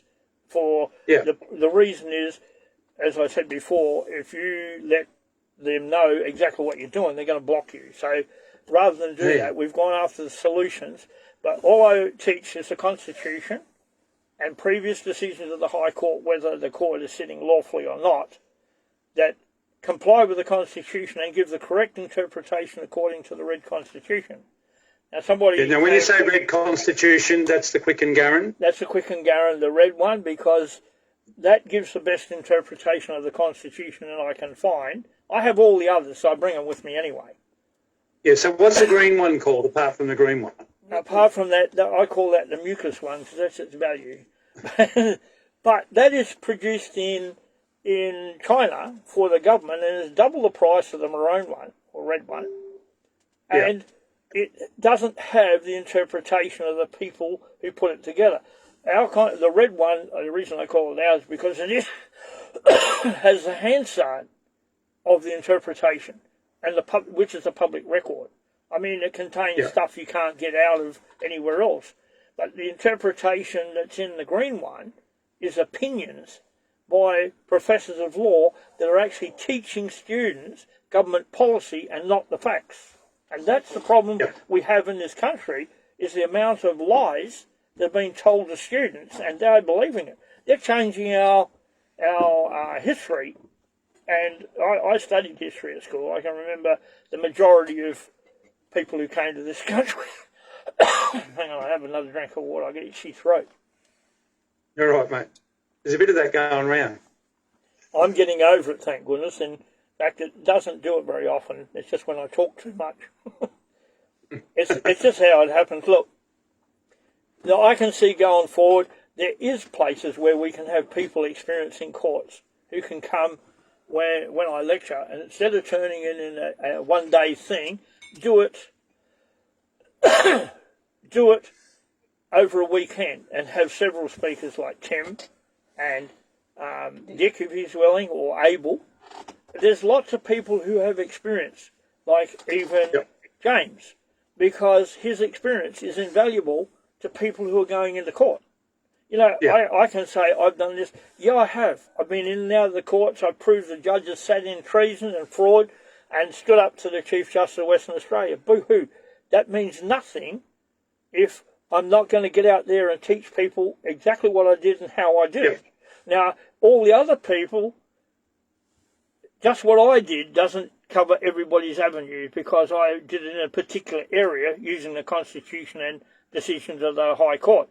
Decisions of the state courts do not form precedents, and that's in a case Lippahar versus the Queen, 1999, and that's justified in law. You know, if you appeal from a magistrate court to a Supreme Court, of course that decision is binding, but if that isn't binding on any other court, it's not a precedent, and the High Court ruled that. We need those things to come out. Well, I can't put them out, not with what I'm doing, because the average lecture can go from 1-2 hours up to, like, we started 10 o'clock one morning, we got kicked out of the hall at 7 o'clock at night. Yeah, no, it can go wide and varied. I'll just answer one question that's in the chat from Michelle. Michelle, the Acts Interpretation Act is a compilation act, which means it started with, I think, 9 pages, and now it's up near 100. And the section you're referring to is part of the definition changes that were put in by a fraudulent corporation pretending to be the Commonwealth of Australia government, if you like, as defined in the Constitution. So Norfolk Island, Christmas Island, Cocos, Keeling Island, other external territories, that's all a fiction created by an authority that isn't an authority. So that's what you've got to remember when you look at these things. A Clayton's authority, you got that right. Or purported, appearing real, especially falsely. That's what they are. So this is something a lot of people have trouble with when they look at an act or something and they see the date on it, and they don't realise that a lot of the elements of that act weren't in it at that original date. That's and that correct. It's been added to over time. Yeah. So you have to look up and find what compilation you're looking at, and it's up to a certain date. So I've got the original, a copy of the original Acts Interpretation Act, Norfolk Island, Christmas Island, Cocos, Keeling Island, none of those places are in there. Oh. Now, if they were going to be in there lawfully, Wayne, what would have to take place for that to happen? Well, it would have to be a declaration put into Australia by England that that's English territories, and Australia has the duty to look after them for and on behalf of the Crown. They don't have authority over them, but they have the authority to look after them. Like when East Timor, for instance, that's a British territory. We went in and fought to take it back off the people. Yeah. So when you're looking at, so the fraudulent government only has jurisdiction on Norfolk Island? No, they don't actually have jurisdiction. What they have is force. Wherever they are, they have force. Yeah. They don't have jurisdiction any more than a criminal who enters your house and holds a gun to your head has jurisdiction, but you're probably going to listen to what they're saying for some other reason, which means they've got force over you. Yeah. And that's really what we've got. We've got to stop thinking that any of these politicians, including the ones you like, including the senators you like, none of them are valid. None of them can bring you a solution within this system. That's absolutely correct. And people don't like it when I say that. They say, but Jared's such a nice man and so and so and so and so. Well, you ask them who Queen of Australia is and see which way they run. Yeah. Right? See what they're going to tell you. So they're either too ignorant, too stupid, or too corrupt.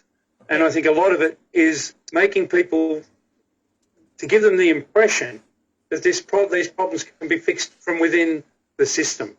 So they can't. You can't. You cannot put the system against itself, because you divide the house and it's going to fall. It can't work. The only thing you can do is deal from them externally, and that's the only way. Yeah, smoke and mirrors, someone Gene said. Exactly. Right. We put that out, and that's with this. There's so many things we could talk about. Now, what I'd ask is if anyone does have questions, please feel free to raise your hand, and you can ask Wayne, and we can wake Dick up and he can answer a question. That's all right. He's not asleep, believe me. He's just sitting there waiting. I sit here quietly and I'm learning. you can teach us a lot too, Dick. Don't worry about that one. Oh dear, he's very quiet. I've got to try and work out how to get your phone just a little bit louder, Dick. We can hear you, but it's diminutive, and I'm sure you're much grander in stature. Oh, sorry about that. I just put the speaker in front of me. Oh, that's good. Is that better? Oh, that's okay. Now you sounded like a ghost of yourself before. Now you're a real boy. That's good. So, have you got any questions or anything you'd like to discuss with Wayne, Dick? I'm very keen on the idea of this. The people appointing a governor. Yes. That's something I've got to have a look at, and not that I will ever be one, and I don't ever want to be one, but it's a hellishly good idea, because when you look at states, the governor alone appoints a judiciary. That's correct. And then the judiciary are accountable to the governor. That's correct. And the people, but the judiciary represents Crown. Like if you go to court, it was Queen versus. Yes. Not this bullshit we got today. No. So you've got the judiciary sitting representing the Crown. Therefore, they're representing our state constitution original and the Commonwealth of Australia Constitution Act original. That's correct. Or maybe a few changes up until 1960. But, you know, that's when we get, to me, those 7 people, you got the Governor-General, 6 state governors, we've got to get them into vogue. Yes. And then we can take our country back. Absolutely. Yeah. That's the thought behind what we're doing. Okay, now while we're in that area, this is a bit away from what you're talking about, but it's not. There may be people here who aren't familiar with some of the things that we're familiar with. So when people are looking at this, we've got to exit the WHO and all the rest of it, what are the circumstances under which this country can be signed up to a treaty or an agreement with a foreign entity? What's got to happen for that to be valid? Absolutely none. Kirby ruled in the Marquette decision in 2002. Marquette was the Speaker of the House of Western Australia, and he jacked up and put the Parliament before the High Court. And Kirby ruled that no agreement from outside of this country, made by anybody, without the permission of the people, can be put to the people. And if you want it to have authority, you must put it to the people before you exercise any of the authority. Joining the United Nations, not possible. Okay, so now also that would have to be initiated by the people, not by the government coming down to the people saying, we think you should do this, what do you think? It's got to be the people going to the government saying, we think you should do this. Well, it goes Let's further get the process than that, underway. it's the people going to their representatives and saying, we think you should look at that, because we've read the Charter of the United Nations and it looks good. Well, I actually had it and it does look good. But when you look at what they've gone to and where they've taken it and what they've decided they have in rights, no. But we never ever joined them. We still haven't. You cannot buy a seat on the United Nations if you are representing the people. You're committing blatant treason by doing that because you need our permission before you can ask them. And you need to be instructed by us to do it. It's actually they've got to act on what we tell them to do. Yeah. So what we're getting down to is there's no man or woman has the authority to sign a country full of people up to an international agreement. It's just a total farce. There's no such thing as a prime minister. There's no such thing as political parties. And when we get down to that, the members of the political parties have signed on to a private constitution that it would be arguable to say that they would have to adhere to that before they even consider the Commonwealth of Australia Constitution Act 1901 as proclaimed and gazetted. So they're foreign agents. You're correct. But you turn around and even if you go into your pocket constitution, it tells you there's no office for the Prime Minister, no office for the opposition. Yeah, all you got to do is learn how to read. Most of this stuff is, we've been told everything. It is all there to be read. It's not a case of, it's just a case of they've done everything through the back door. Yes. And you know how they hide it? Right here in front of you. And that's why people are not looking. Like you said, it's in the book and no one's reading it. Okay, now, I keep telling people not to take any notice of Gassara and Nasara. What do you think of that yourself? Can you correct me? Well, Nasara Jassara... And then I'm going to unmute Rocket so he can ask a question. Yeah, because I want to talk to Rocket anyway. He's a good bloke. Nasara Jassara is hooked up to the currency reset, not the Great Reset, which turns us over to a one-world government. There's two fighting for dominance. One is the cabal, which is, and part of that is the Nasara Jassara. I haven't looked into Nasara Jassara.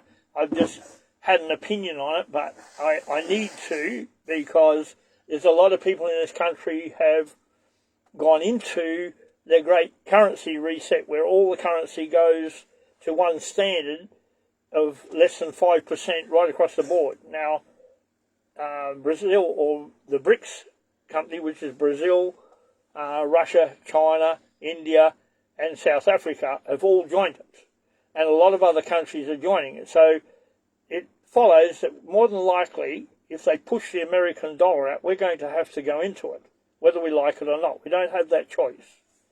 And if that happens, means our currency has to be gold back, which means we have to take back the 80 whatever tons or whatever gold that our lovely Prime Minister a few years back sent overseas. It belongs to us, the people. And 167 tonne. Yeah, that's her, but it was 80 the last delivery of it. Yeah, you're correct, Dick. It was. But a lot of it was stored in Philippines, Singapore, Indonesia, all those countries. They were holding ours because we held theirs under the ocean in the Sydney when it was sunk by the Japanese.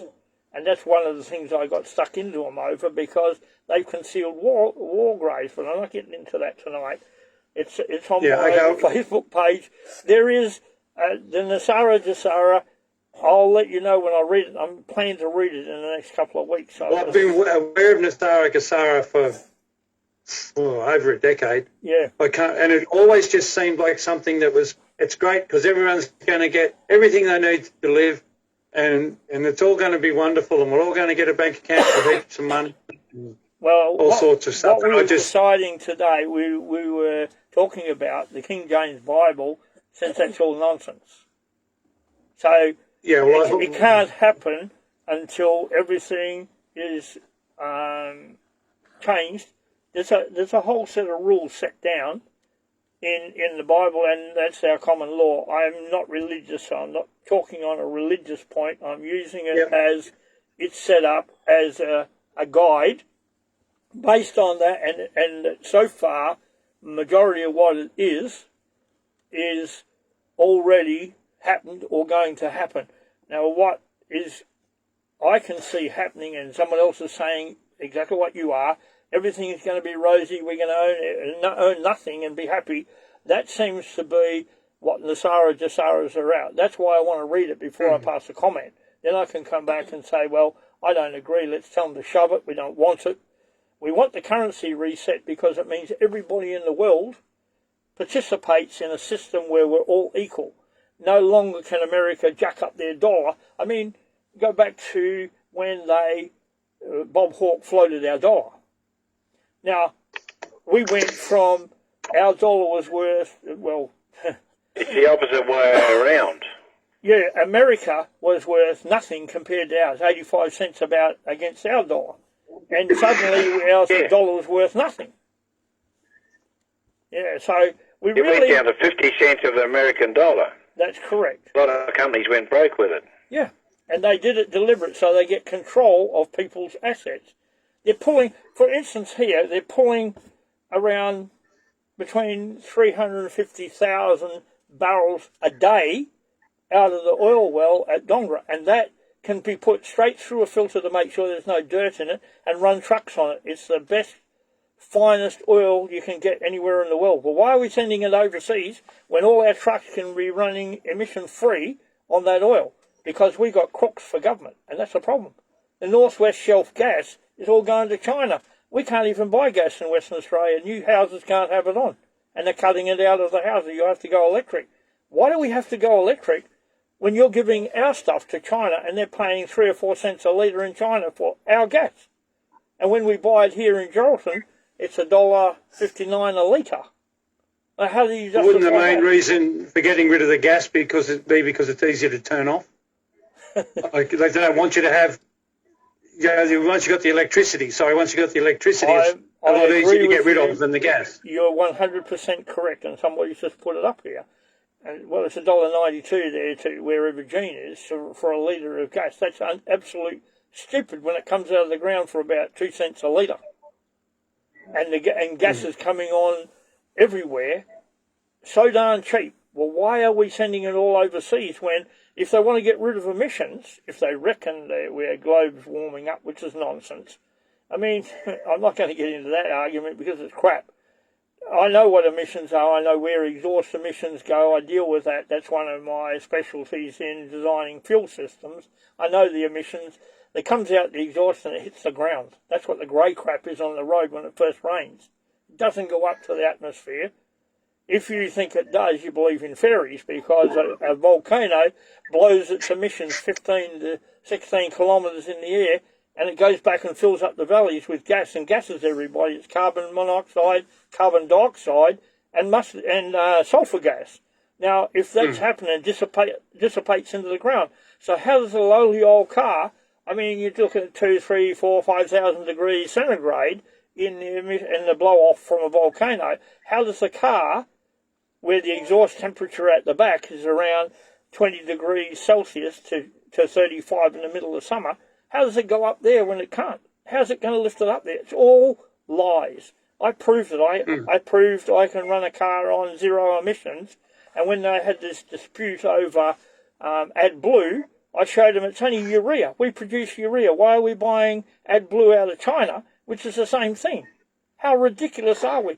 And if you want to get rid of the emissions out of a diesel motor, get rid of AdBlue and put 15% Bricky's lime into it, which is an experiment I did. I gave it to the whole world to do away with this crap with this AdBlue. If you put 15% Bricky's lime into clean water and spray it in place of AdBlue, you get rid of the emissions out of a diesel motor. It's all gone. And carbon dioxide on a car, if you did the same, it's gone. It's simple as that. I've done the experiments. I can prove it. That's why I'm talking about it. And I gave it to everybody, a free gift. I don't need it, and I don't want the hassle of building the particular mufflers because they've got to be stainless steel.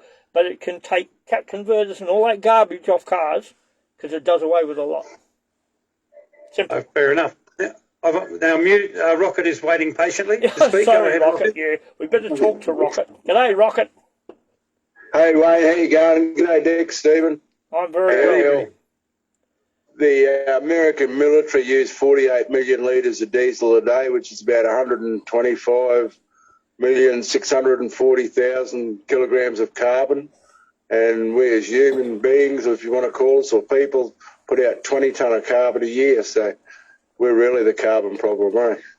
But what my point was, I was going to ask you, is that Anastasia Palaszczuk was up here a while ago, and they interviewed her on the TV, and they said, "What?" Because we've got a bad crime problem here with some Indigenous youth and 12-year-olds and 10-year-olds stealing cars. Probably, there could be 13 cars a night stolen in this town. They just run amok, and they've even chased the police back to the police station. That's how scared they are of these kids. But when the reporters asked what Jenny Hill, the mayor, could do about the crime problem and what she could do to help Jenny Hill, she said, "Look, I can't do anything. She's going to have to go back to the United Nations and ask them because it's their problem."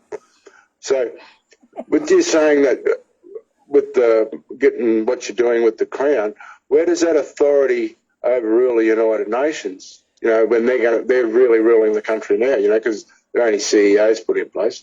That's just my question to you, that's all. Well, our version of bringing in a governor... Can I butt in there a little bit? Hang on a second, Wayne, we'll just hear from Dick in the background there. Dick's chance. Go for it, Dick. It's just, when you talk about the Crown, they removed the Crown. In the laws, they turn around and had Crown, omit, insert state. And like Wayne said before, they created a state in Western Australia. I've got all the documents here, the same thing that's happened here, and you'll find it's most probably happened in every state in the whole system. Yes. The state is now the Crown, or the state is the executive government.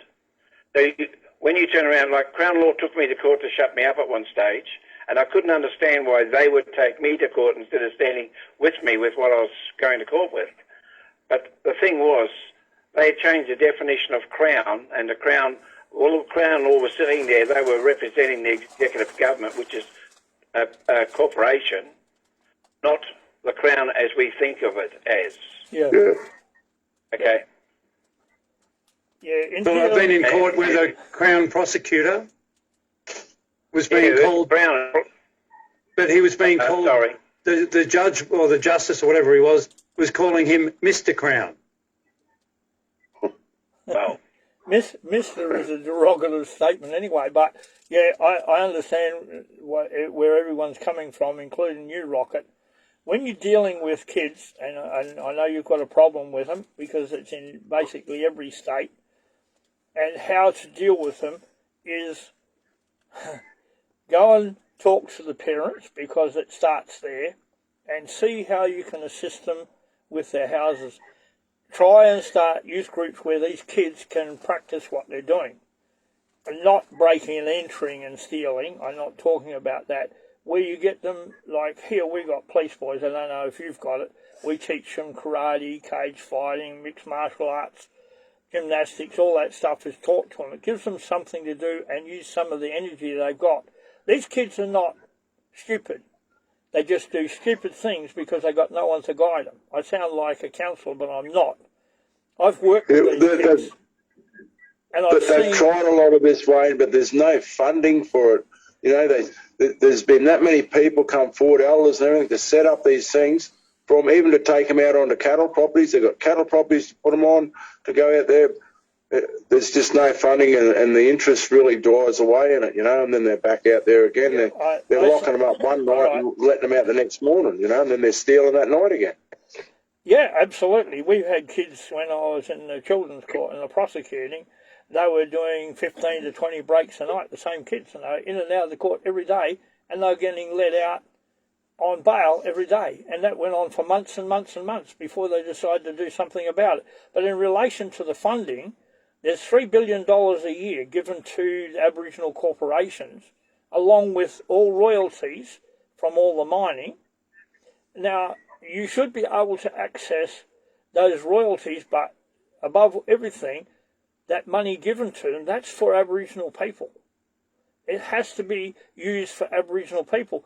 Why, like, Bronwyn Bishop... It can't be, Wayne, it can't be. That's why they're having The Voice, because there is no money, There's nothing available for Aboriginal people. So you got your facts wrong somewhere, mate. Yeah, I got it from Bronwyn Bishop the other day when she got stuck into it. I mean, good old Bronwyn, she's got a good mouth, and was part of the Liberal Party, but she's part of the political party system, and she instigated a lot of it. But she came out and she said, here's these Aboriginal people laying on a mattress in the streets of Alice Springs, waiting to go on dialysis that morning, and they have to stay there because they've got nothing on their communities.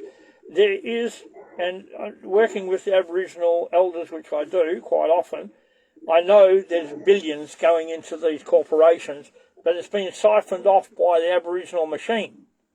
And this is the machine has to be broken down for the honest Aboriginal people. Now that money could be used for the kids you're talking about. I wanted to complete the whole story, because the whole story is when that money gets siphoned into those places, as you know, those kids do respond. They respond to responsibility. Even if it's like we need an oval. That oval over there's got trees, bushes and everything on. Let's have working bees with you kids. We'll give you a small sum of money every day. But you get out, we've got to strip that area, we've got to plant grass, we've got to put in fences, all this stuff. That money is for that. That's for the advancement of Aboriginals. It's in every state constitution. The video I did today actually states that. And there's more money to be going in there. Well, we have 340-something thousand Aboriginals, or people class themselves as Aboriginals. I'm not going to get in an argument about the number, but it's around that.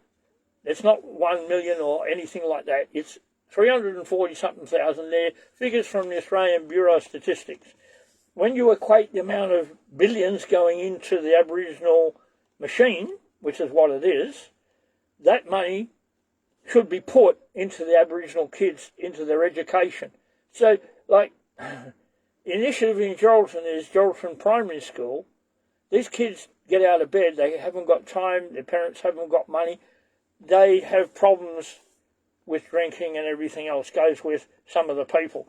So we started, well, my kids were going and it's continuing now, where we provide breakfast for all the kids.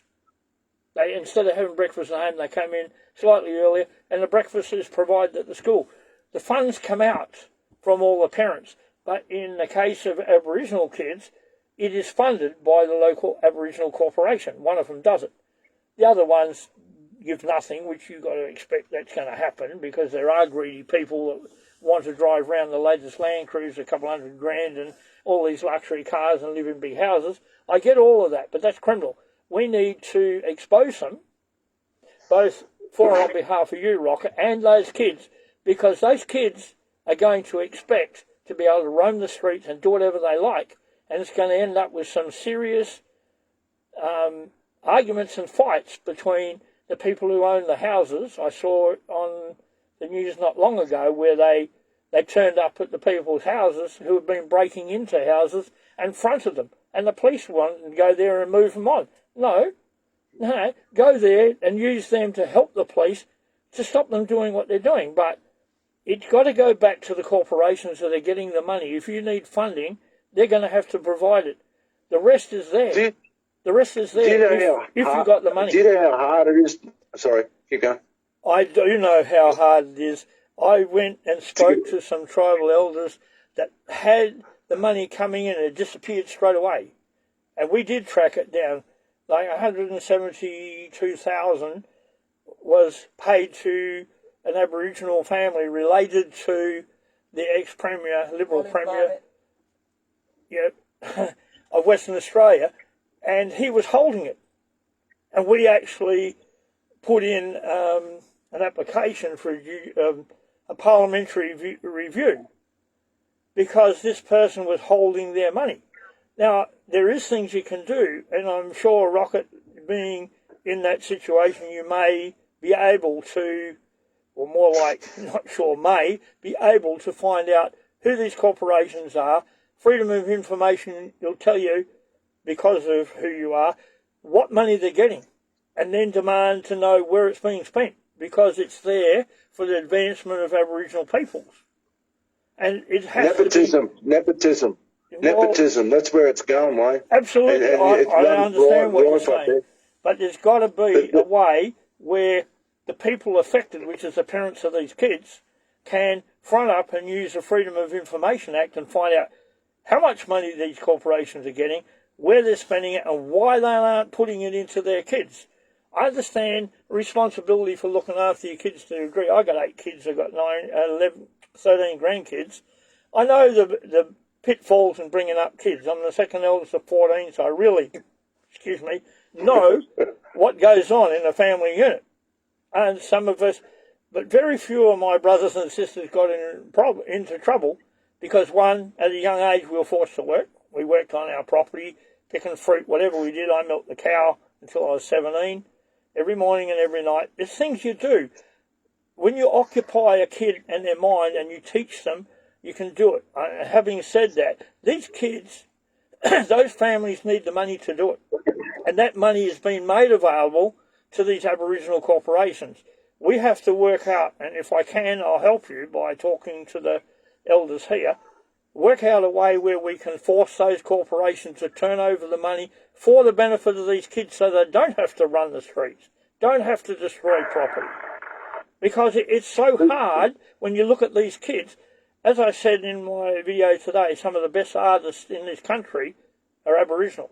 Some of the best people in teaching, and like we have an Aboriginal traffic management company here that's made quite a bit of money. They own all their vehicles worth a couple $1 million. All the stuff they've got, they bought. They never got one government grant because they pooled their money and got together and created something which is good.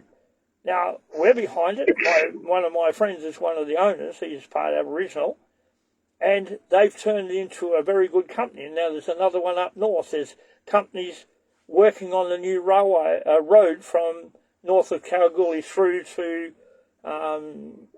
Queensland. It's a big highway. It should be halfway across the Northern Territory at present, or working further.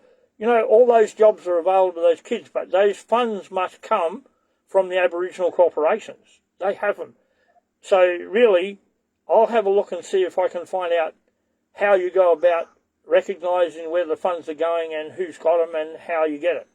Because that has to come out. Yep. Whether you're going to get any satisfaction from the minister, I doubt it. We've got 40, so a friend of mine since, well, he was 3 and I was 4 when we met. Yeah. But we're both Kalkadoon, and there's 47 hectares. He's the manager of it, or there that can be used. There's nothing on it, and it's just going to waste. And you can't get any funding, you can't get no grants or nothing. Very lucky to get a couple of $100 a year for fuel or anything out of them. Well, so that's why you've got to get into these corporations, because they're swallowing up all the money that's supposed to help these kids. I know it says it's easy for me to sit back and say, oh, well, you got to. No, you can actually step up and make them give it to you. It's put there for a purpose. Your state constitution says they've got to do it. Yeah. So, without making small of the problem, Rocket, in every facet, it doesn't matter what sort of community you're in, there's corporations siphoning everything off. Yes. And some people lining their pockets at the expense of the rest of the people. Absolutely. And it's not, and I don't think you're sitting there saying, well, it's not fair and somebody should come and fix it. Because ultimately it gets back to us, and this is the hardest problem, because there's supposed to be things in place to achieve the results that you're looking for, but they're not. But it's good that we've got people like Wayne who's got experience in that area, can give some advice on how to go about it, but ultimately you've got to find out who the money is there, as Wayne's saying. Yeah. You've got to find out who's pocketing it. Well, it's part of the Palm Island part of the Palm Island under that Balcowan, and the mayor there, he's siphoning all the money, mate. That's where the money's going. Yeah, they're doing some they've put a bloody 20-foot container, refrigerated container, and put mobile morgue on it, trying to scare them all into getting the vaccine. And I was running a bit of a campaign there. I stopped half the island from getting vaccinated. Now they're over there dumping asbestos, just all this asbestos. They're just dumping it, and there's no account for it, but his pocket is getting lined. He's getting richer and richer and richer, the mayor on there. So he's part of the problem because he's sold the people out. Yeah, well, that's the trouble in this whole country. We've been sold out by all the so-called elite people so they get a few more dollars in their pocket. How the hell could they spend it? They're just sick. They're just... So they're not. No, it's about control. It's not about. Yeah, no, it's about control. Literally about control. Yeah. And lately I've been referring to them as the obsolete, because that's what they should be. Now we've got a couple of hands up. Is it all right for us to move on, Rocket? Oh yeah, mate, go for it. Yep, I'm finished. Thanks, Brian. Thank you very much. Paulie, go ahead. And what recipe have you brought for us this evening? That's what this show is now. It's Paulie's recipe shows. Only when you were on, mate. Only when you were on. I made baba ganoush tonight. Bloody nice too. Okay, look, I just got a quick question about somewhere I've heard, could have been Facebook today, about Aboriginal groups and some others trying to block the Governor General's ability to issue a writ for this bogus referendum. Is that a plausible way to approach the problem of stopping it? No. Okay. I've read it, and my wife's read it, and when she was reading it to me, I'm saying, no, you can't do that. The only way you can stop it is challenge the validity of the government, which is what we're doing. And I mean, it's a roundabout way, but we don't have a lawful federal or state parliament in this country, not one. So or a governor general. Or a governor general. Or any governors for that matter. I mean, the issue is, and I understand where you're coming from, Paulie, this clown is a socialist communist. They take 2 steps forward and 1 back. In Western Australia, they took 2 steps forward. They produced the Act a few years ago, and then they added all the crap, which they just tried to force on the Western Australian people. They've stepped back 1 point. But they're going to come back a different way and heap it up on you. That's one thing you've got to worry about. Second thing is, I read what that group of Aboriginals put, and to me, they are members of the corporation, the machine that wants control, but from a different angle. If they aren't, come out and oppose this parliament for what it is. It's a fraud. And every part of it. Join as Australian, because it's whereas the people of New South Wales, Queensland, Victoria, Tasmania, South Australia and Western Australia join together in one indissoluble federation. Whereas the people, doesn't matter what colour you are, there's no such thing as black and white in this country. It's white and brown and all levels of colour. And we should not be looking at the skin. As I said today, we've got to look at what's in the heart. Everything we do is from your heart, because that's your ability to perceive what these criminals are up to. Everyone has an angle that's putting something into this voice. The easiest way is to promote, no, you're not having it, because why? Because we the people said so.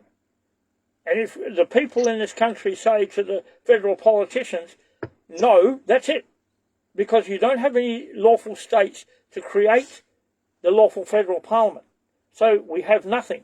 So we need, we all bleed the same, someone said. Yeah, we do. I've seen all different colours in accident. We are the same, but we are all one race of people too. And we need to understand some are more disadvantaged previously, like when the white people came to Australia, there were people here and they were literally starving. Now, each state constitution has an addition to it to cover that, and I put that in the video I did today, because people are not comprehending. We need to push this so-called government, which is only a parliament, and make them feed these people, because it's in the, well, blockchain won't work. We have to feed and clothe them. Beg your pardon? We have to feed and clothe them. Yes, and educate them. It's in black and white. Yes, and educate them as well. It says so in the state constitution. That's what I put in the video today. And some clown come on there and says you're a racist. I just delete him. What a moron. You know, how can you be a racist when you want everybody to have equal opportunity in this country? That's not racist.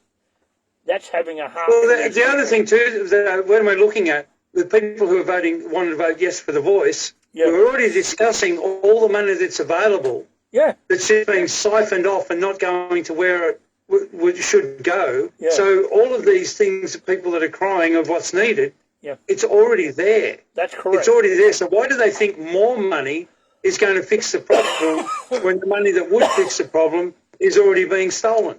Effectively. The politicians want more money. The politicians want more money on the kickbacks from the people who are siphoning it off. That's the problem we have. Well, I think they also want to create division in the society, and they want to impose more taxes so that now if I want to go to the beach, I'm going to have to pay to get there, and there's no way in hell am I going to do that. No. Right? Yeah. And I can go fish and catch a fish and I can eat it, and nobody can make me pay to do that. No. So... Well, I think everybody's on the same page when it comes to that. And, you know, you've got a little friend from, what's his name, Thomas Mayo, who is Filipino. He had a Filipino father, has a Filipino mother who's Filipino and Jew. And they were born, he was born on a little island near Borneo Island. He is Filipino. How is he able to claim to be an Aboriginal and get away with what he's doing? Now, he's working with this clown that calls itself our Prime Minister. But, you know, he's demanding we pay wages, rent to him. Yeah, well, you know, the only rent he's really entitled to have, and I'm not threatening him, is airborne in the form of lead. Because he is... And my wife isn't Filipino, Rocket. My wife is Javanese from West Java, Cirebon, West Java. But she's got coloured skin, so what? If I was a racist, I'd be looking for a white person. My wife's slightly choco. She's beautiful. She's the best thing I ever did. And to the guy who's cooking good food, my wife cooks better. Believe me. But anyway, getting back to the subject matter, these people... Holy, you've been slighted. Not really slated, mate. My wife can cook really good. You ought to see what she cooks for me. Oh yeah, your wife's Filipino. Well, there you have it. All I'm getting at is where is the best point to put in some sort of torpedo to take Albo's wishes out that he can run a legitimate referendum? Would it be that we have to get into the ear of one of the semi-independent senators to raise a question in the Senate of how can you run a referendum when you haven't got a legitimate Governor-General to issue a writ? Yep, go for it. Go for it. Get 3 or 4 of them, go for it. They'll jump at the chance, I'm sure. The first thing they'll say is, Paulie, would you please load the gun before you give it to me? I'm going to shoot myself in the head. That's actually the problem. The problem is we're dealing with it. We have appointed a governor for Western Australia, and we're presenting that to the Archbishop of Canterbury along with documents we've been putting together, and everybody else needs to do the same. As soon as we get the first lot of documents, I'll put it out there so every single state can do the same. When we do that, we're then recognising and telling the federal parliament, shove your referendum, you have no authority. But we need a legitimate governor in each state, because when you look at the letters patent for office of governor for each state, it actually says the governor is the highest authority in government in the states. Just like the Governor-General, if he was legitimate and he's not, would be the highest authority. Well, we don't need a Governor-General until we get lawful state parliaments whereby those representatives from the 6 states can create the first lawful federal parliament in this country, which we've never ever had. And that's where it has to go. It sounds like it's dangerously close to the time, but there's no date being set for this referendum, and nobody can propose it unless it comes from us, the people, to our representatives. Well, we don't have any representatives. We have representatives of political parties who serve their political parties, and a lot of them are lawyers. Well, Slade Brockman is a lawyer, and he's a senator for the Liberal Party from Western Australia. Well, what the hell is he doing sitting in our parliament? His oath is to the Bar Association of Australia, which is hooked to the City of Inner London. Everything is order out of chaos, which is what Freemasons bring, so do the Socialists, Fabians and all those characters. They can have their religions, but they can't impart them on us. We need to stand up. The way to deal with this referendum is to go to your federal politician, turn up in his office and say, we're not having it. Little Johnny is... Well, but 10, 15, 20 of you. Yes. At a time. Yes. To get in there. And I'm glad you said it, Wayne, because I was waiting for it to take a breath, which doesn't happen often. And I was going to put it in there, that's what we've got to do. We've got to get into where we live. The biggest change we can make is where we live. Yeah. So we've got our council's one problem, but then we've got our sitting member as such. They need to be made aware that we know what they're not. That's correct. And stop this farce that they are an authority. Absolutely, So, Stephen. You got the nail on the head. That's how it's got to be. We need to go in mass to their offices and say, either do what we say or get out. We're not going to pay you anymore. Rather than want to talk. Yeah, and we do it with a smile on our faces and with kindness. Yeah, well, my version is go throw them out on the street and burn their house down, but you're not allowed to do that. Put them in the position they're putting everybody else. Anyway, good old young Vic sitting over there. We don't want him to go to sleep like last time, so we better let him have a talk. Oh, you're so rude. I wasn't going to tell him. We were just going to post the pictures. I'm not being rude. I've known Vic for a lot of years. We were just going to post the pictures for the next meeting to entice people to come along and catch up on some lost rest. Go ahead, Vic. Okay, look, I've got to get back. I'm going back a little bit to where we're talking about all this money of the Aboriginal disappearing. My first wife was Aboriginal. I've had 4 kids by her. We were married for 18 years. And she comes from Meekatharra in Western Australia. I spent a lot of years around there on cattle stations and stuff. And anyway, they found all this gold and that on the country that's supposed to belong to the clans around there that my kids are involved in. And for a while there, my kids were getting royalties, along with a lot of other clans that are getting royalties out of this gold. And it was managed by a mob called Greenaway. I don't know if you're aware of them, Wayne, but this Greenaway mob, they built a hotel with all this money, a lot of this money. Yeah. And then they were saying it's for the Aboriginal people, and that next thing we know, Greenaway own that hotel in their name. So they're being hauled into court right now over that, as far as I understand from my son, who's still one of my sons who lives in Meekatharra. So this mob called Greenaway, they're I don't know whether they're a lawyer firm or what they are, but they've been sticking their fingers in the pie. Well, I can talk about Greenaway because he was on City of Geraldton as a councillor. He wormed his way into running the council, the tip shop, and lessening it out to Aboriginal people. And there was so much money disappearing out of there that went broke. And now I believe it's just changed hands. I haven't been back to the tip because I haven't found a politician to dump on it recently. But I know exactly what you're talking, because Greenaway and their whole system, they had the contracts from the Shire to cart the rubbish with rubbish trucks and everything else. They are a conglomerate. They are not lawyers, but they're well versed in some of the laws of this country and how to get around them. So good luck with suing them, and I hope you do. And well, they need to be. They need. The Aboriginal people, they need to sue them if they can get the evidence against them. But I think it's atrocious that someone that's put into a place of trust can turn around and do what they did and build a hotel with the Aboriginal money and then claim the hotel for themselves. That's just plain fraud and theft. Well, But at least they're consistent, Vic. At least they're consistent. Yeah, they.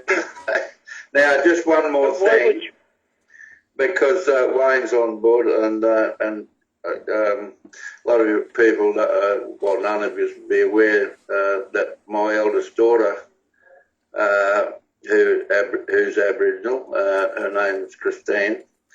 She lives in Geraldton. Wayne's met her. When this COVID BS came into the thing and frightened everybody to get the jab, she's a very Evers type of person. She went and got all 6 of the. She got the original one and then another 5 or something of the boosters. Now she's slowly dying, and the doctors are saying, "Oh no, this is a rare disease that that happens to some people every now and again, but it's a very rare disease." But I've been watching all these other doctors overseas talking about all this, and tell you what, as far as I'm concerned, they've murdered.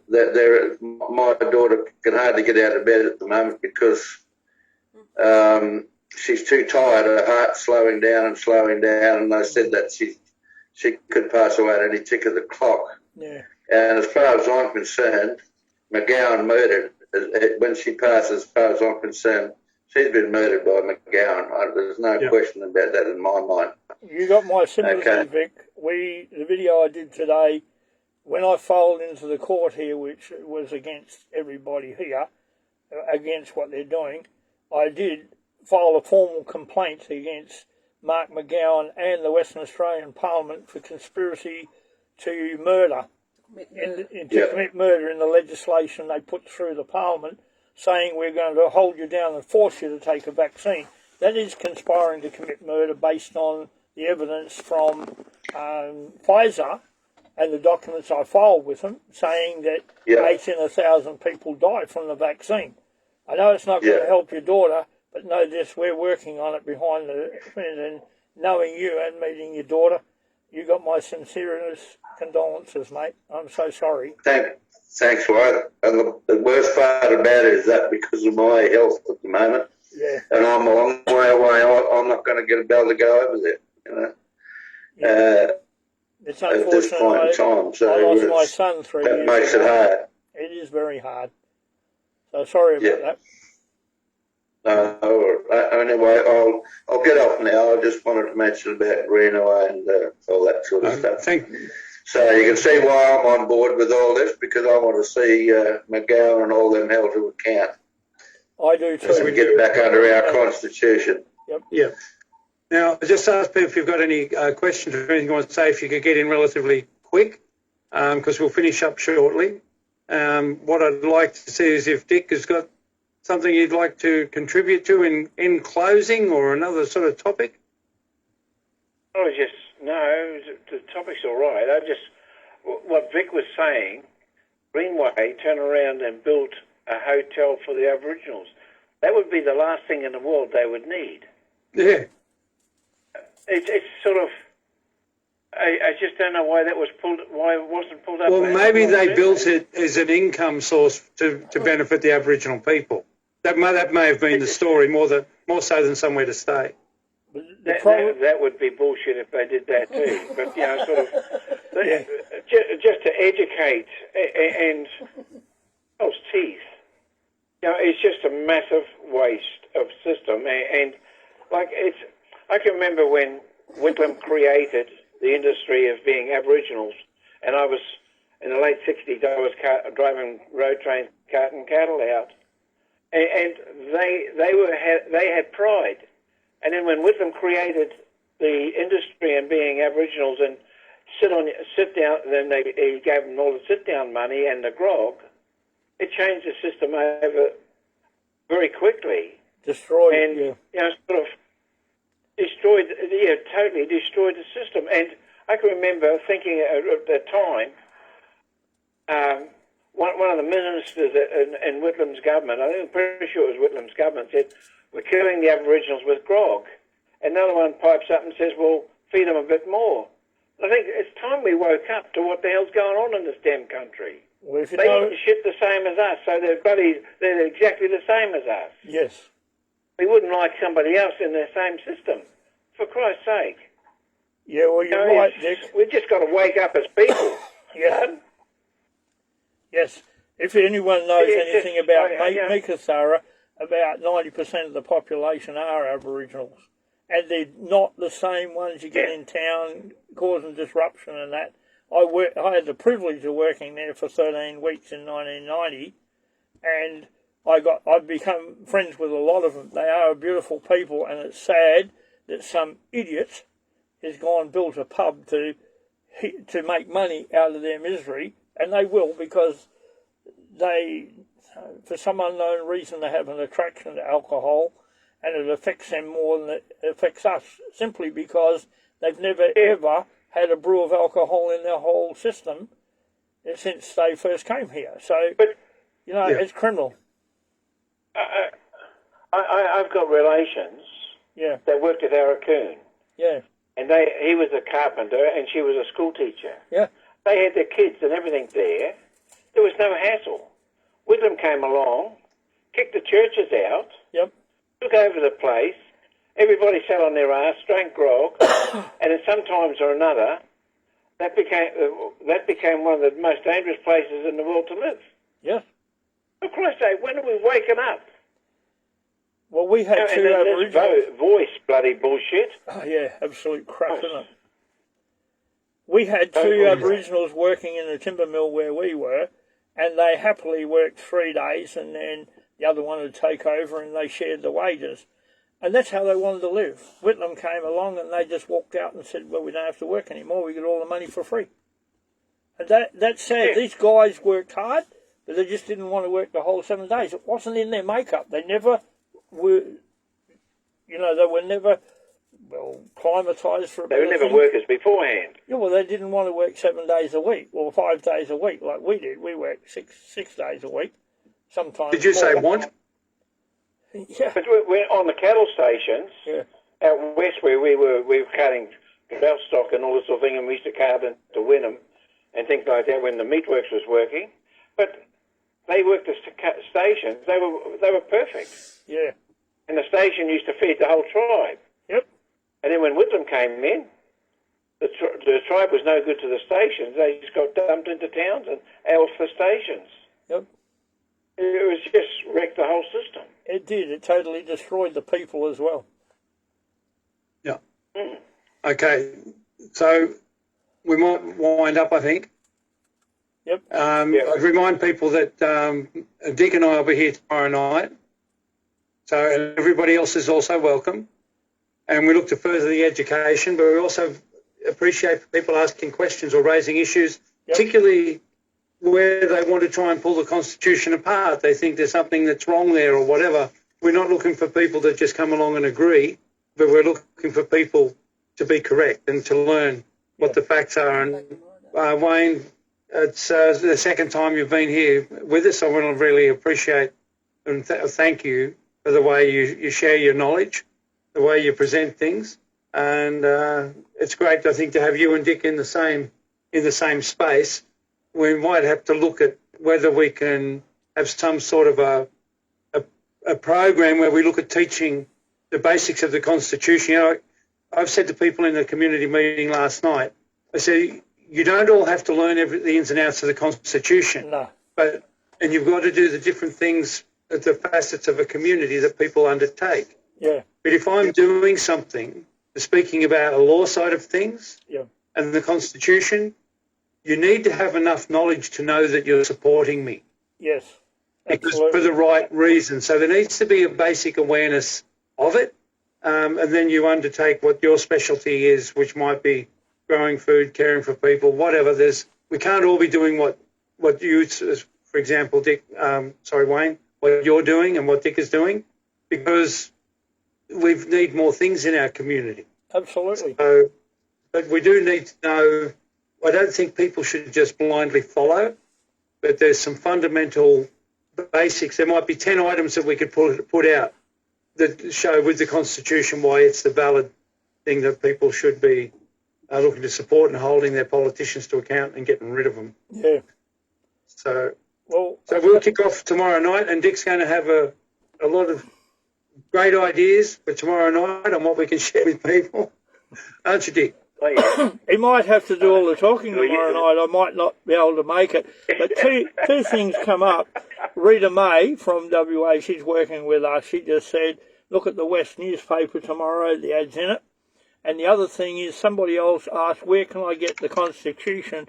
Well, Tim Dwyer now sells them where we used to. We can't anymore because we had... the person who was doing them, he had jumped the price up on us, although he put it back down when Tim started doing it. So if you contact Tim, you can get them off him. I think they work out about $180, including freight. I'm not dead sure on that. Usually when you contact him, it takes 10 days to get. And anyone who gets one, read the first 3 chapters and the 9 clauses in it. When you become familiar with those, you'll find out that everything else fits in those categories because it's your parliaments, the office of Governor General, that's 60 to 80, to 38, 68, sorry, and then the judicature, which are all 3 units. So they're the most important things. If you make yourself familiar with those, and if you need any help with it, give us a yell. I'm always there to help you. My phone rings between 40 and 70 times a day. My wife will tell you that drives you wacko sometimes. But we're always there for anybody. We answer as many questions as we can. If we can't find it, we go looking for it. And I even find time sometimes to ring Dick. Don't I, Dick? Yes. We need, as you say, work together. We can. And we can just defeat these criminals. Okay, now I've got a question to ask on behalf of somebody else, which I could do just as long as it doesn't go too long. Yep. I've got a fellow that got damaged at work, couldn't work anymore. Yep. Wasn't at the age, I'm not sure how old he is, but he wanted to access his super. Yep. Because he couldn't work anymore. Yeah. And they had to go to court to try and do that. And he had a solicitor that is no win, no fee. Yep. Anyway, he lost, and now the other side has hit him with a costs order. Yep. For $380,000. You're talking about now, his original solicitor said that he would have to pay no more than half of $70,000 if he lost. Yeah. Well, the solicitors lie. I know who you're talking to. I've been talking to him for a week and a half, and we're seeing what we can do. I'm waiting for the protracted orders of the court and a copy of the transcript so I can work with him. Okay, so I'm waiting on somebody that you might know as well, but I won't mention it here, but somebody that he knows that was a solicitor, but after talking to this bloke actually quit. And he's still working as a solicitor, but not for the bar, as it were. But we're going to see if he's prepared to help. Well, that would be good, because he's got first-hand knowledge of the court, and if he's against the court in principle, because most of them are officers of the court, that would be the best option. Like I was talking to the guy I'm doing another case for from over there, that saying the magistrate dealt with him as the one that blabs all everywhere, telling everybody what a hero he is. He's an ex-cop. And now, no cop should ever become a magistrate, like no lawyer should become a magistrate either. If they're too biased towards their thinking and training in both jobs, so they shouldn't be there. But, failing that, we've got to deal with them how they are, and I'm dealing with both of those cases. But if he goes and uses the solicitor, good, you can deal with that. Yeah, but if he does use the solicitor, we're going to have reins on him. Oh yes. So that's the important side. Okay, well that's good. So I'll keep you informed somewhere. I'm really glad that we've been able to make. He'll keep me informed anyway, so that's not a problem. I'm really glad that we've been able to make contact. Yeah. And let's see just have a think about what we can produce, because I think that we could probably do, you do a wonderful job with what you do, putting out your soliloquies. That's great. Yep. But I also think that with having some different personalities involved and different ways of approaching things, that perhaps yourself and Dick and myself, that we could work on something where we could present things to people in short packages. Like 5 minutes is a big ask for most people. Yeah, well, I started the 5 minutes video today, and it was just over an hour by the time I got what I needed to get in there. It's very, very hard, and I understand what you're talking. My wife and all our friends are trying to convince me to write a book, but as Dick will tell you, that's a big ask. But when you're working mentally for all these people who all need help, and some of the stories you hear, it makes you cry. They lose everything, but we did have a win by going to FARA in America for one guy, and he got 1.43 million from one of the charges, and he got 900,000 from the other. So there is that hope, and how long they'll allow us to. But I also found out off the head of the Farmers Federation of Western Australia, FARA have now got an office in New South Wales. How that works, God knows, but it's there, and we'll see if we converse with them. They might well be a go-between here and America, but you don't have to go to America to prosecute. Okay, well, that could be worthwhile exploring further, because I know I was doubtful. I'm doubtful of anything that's connected to a so-called government department from anywhere. Oh, yeah, me too. Especially from America, they're known to be crooks.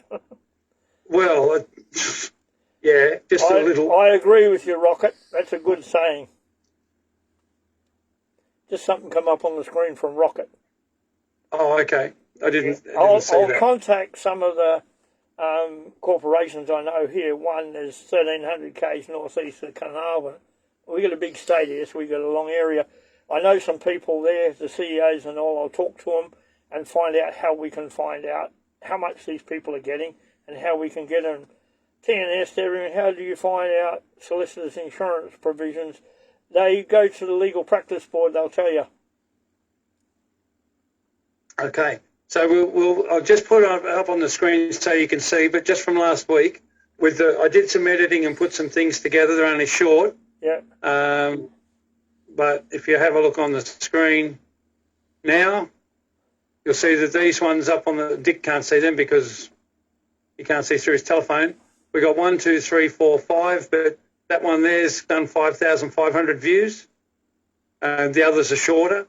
So part of it is working out what tags to put on them, what hashtags to put on them so that they get to people. So that's one way of getting things through. And if people want to have a look, Limbo Sage.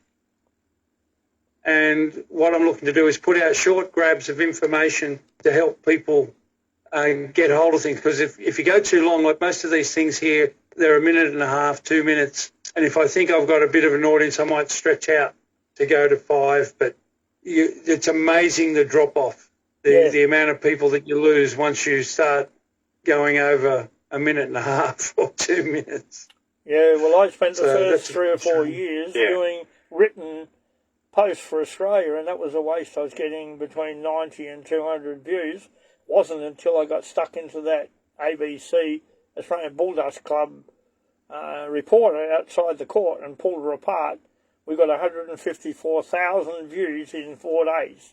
And the reason we got it, because we showed the people they can stand up and prove the government is invalid. So we went on there, and now we're doing videos. The videos are clocking a lot of figures, but it's not the figures. We want the people to look and understand. That's why I've gone into doing the teaching I was doing in lectures in different states to trying and do it in videos. I just have to do the text of it and cut it right down, as you say, to 5 or 10 minute things, not an hour like today, even though today needed it because I had to explain a lot of stuff, and it was all in sequence about the state and federal constitution and the validity of parliaments. And there is a need to do it in short, whether I teach somebody else to do it, which is what I'm actually looking at doing, because we have a lot of people interested in this state like every other state. When we put out the lawful oath, we had a return of around 3 million people actually swore it, which means there's 3 million people instantly became subjects of Her Majesty again at the time, or His Majesty now, by swearing that oath. And it takes you out of the corporate system. I would that most people would, and more people would do it. If we had 20 26 million, we'd really cream these idiots in our parliament, because there's less than 1 million of those fleas and we need to get rid of them. But anyway, we can work together, and I'll look at shortening everything, and we're going to win. We're just reducing. We are going to win. Now, there's a message in the chat. We don't have an option. No, we don't have an option. No, we don't. And the thing that we got to remember is that the ones that we're looking to depose, they do not have a fallback position. No, there's nowhere they can step back and go, oh, sorry, I made it a blue, because they know what they've been doing. Yes. Yes. I can prove that, and Wayne can prove that very easily. Yeah, now, also, there's somebody in the meeting who cares about you guys, wants you to stop coughing. They're suggesting oregano, anti-parasitic, anti-inflammatory, antifungal, antiviral, etc. I've got all of that, and I've got triple garlic and all those pills.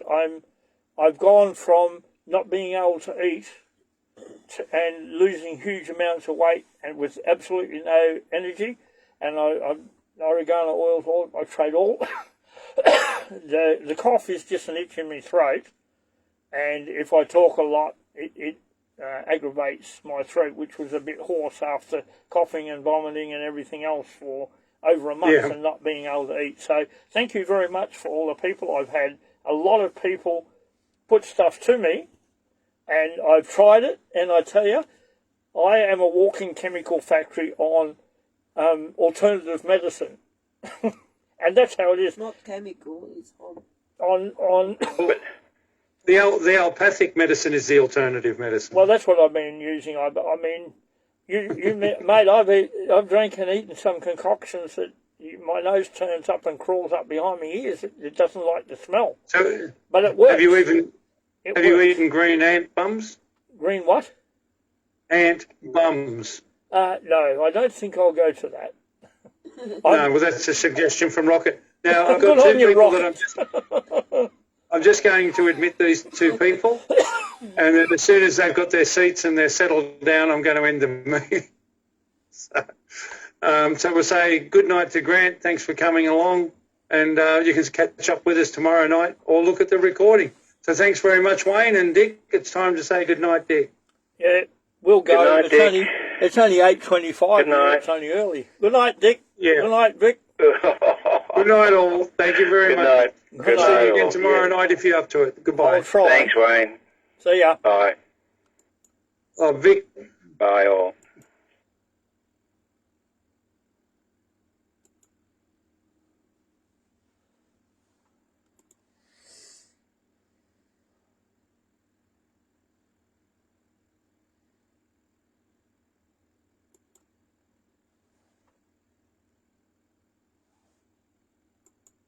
You want to turn that one off? Oh.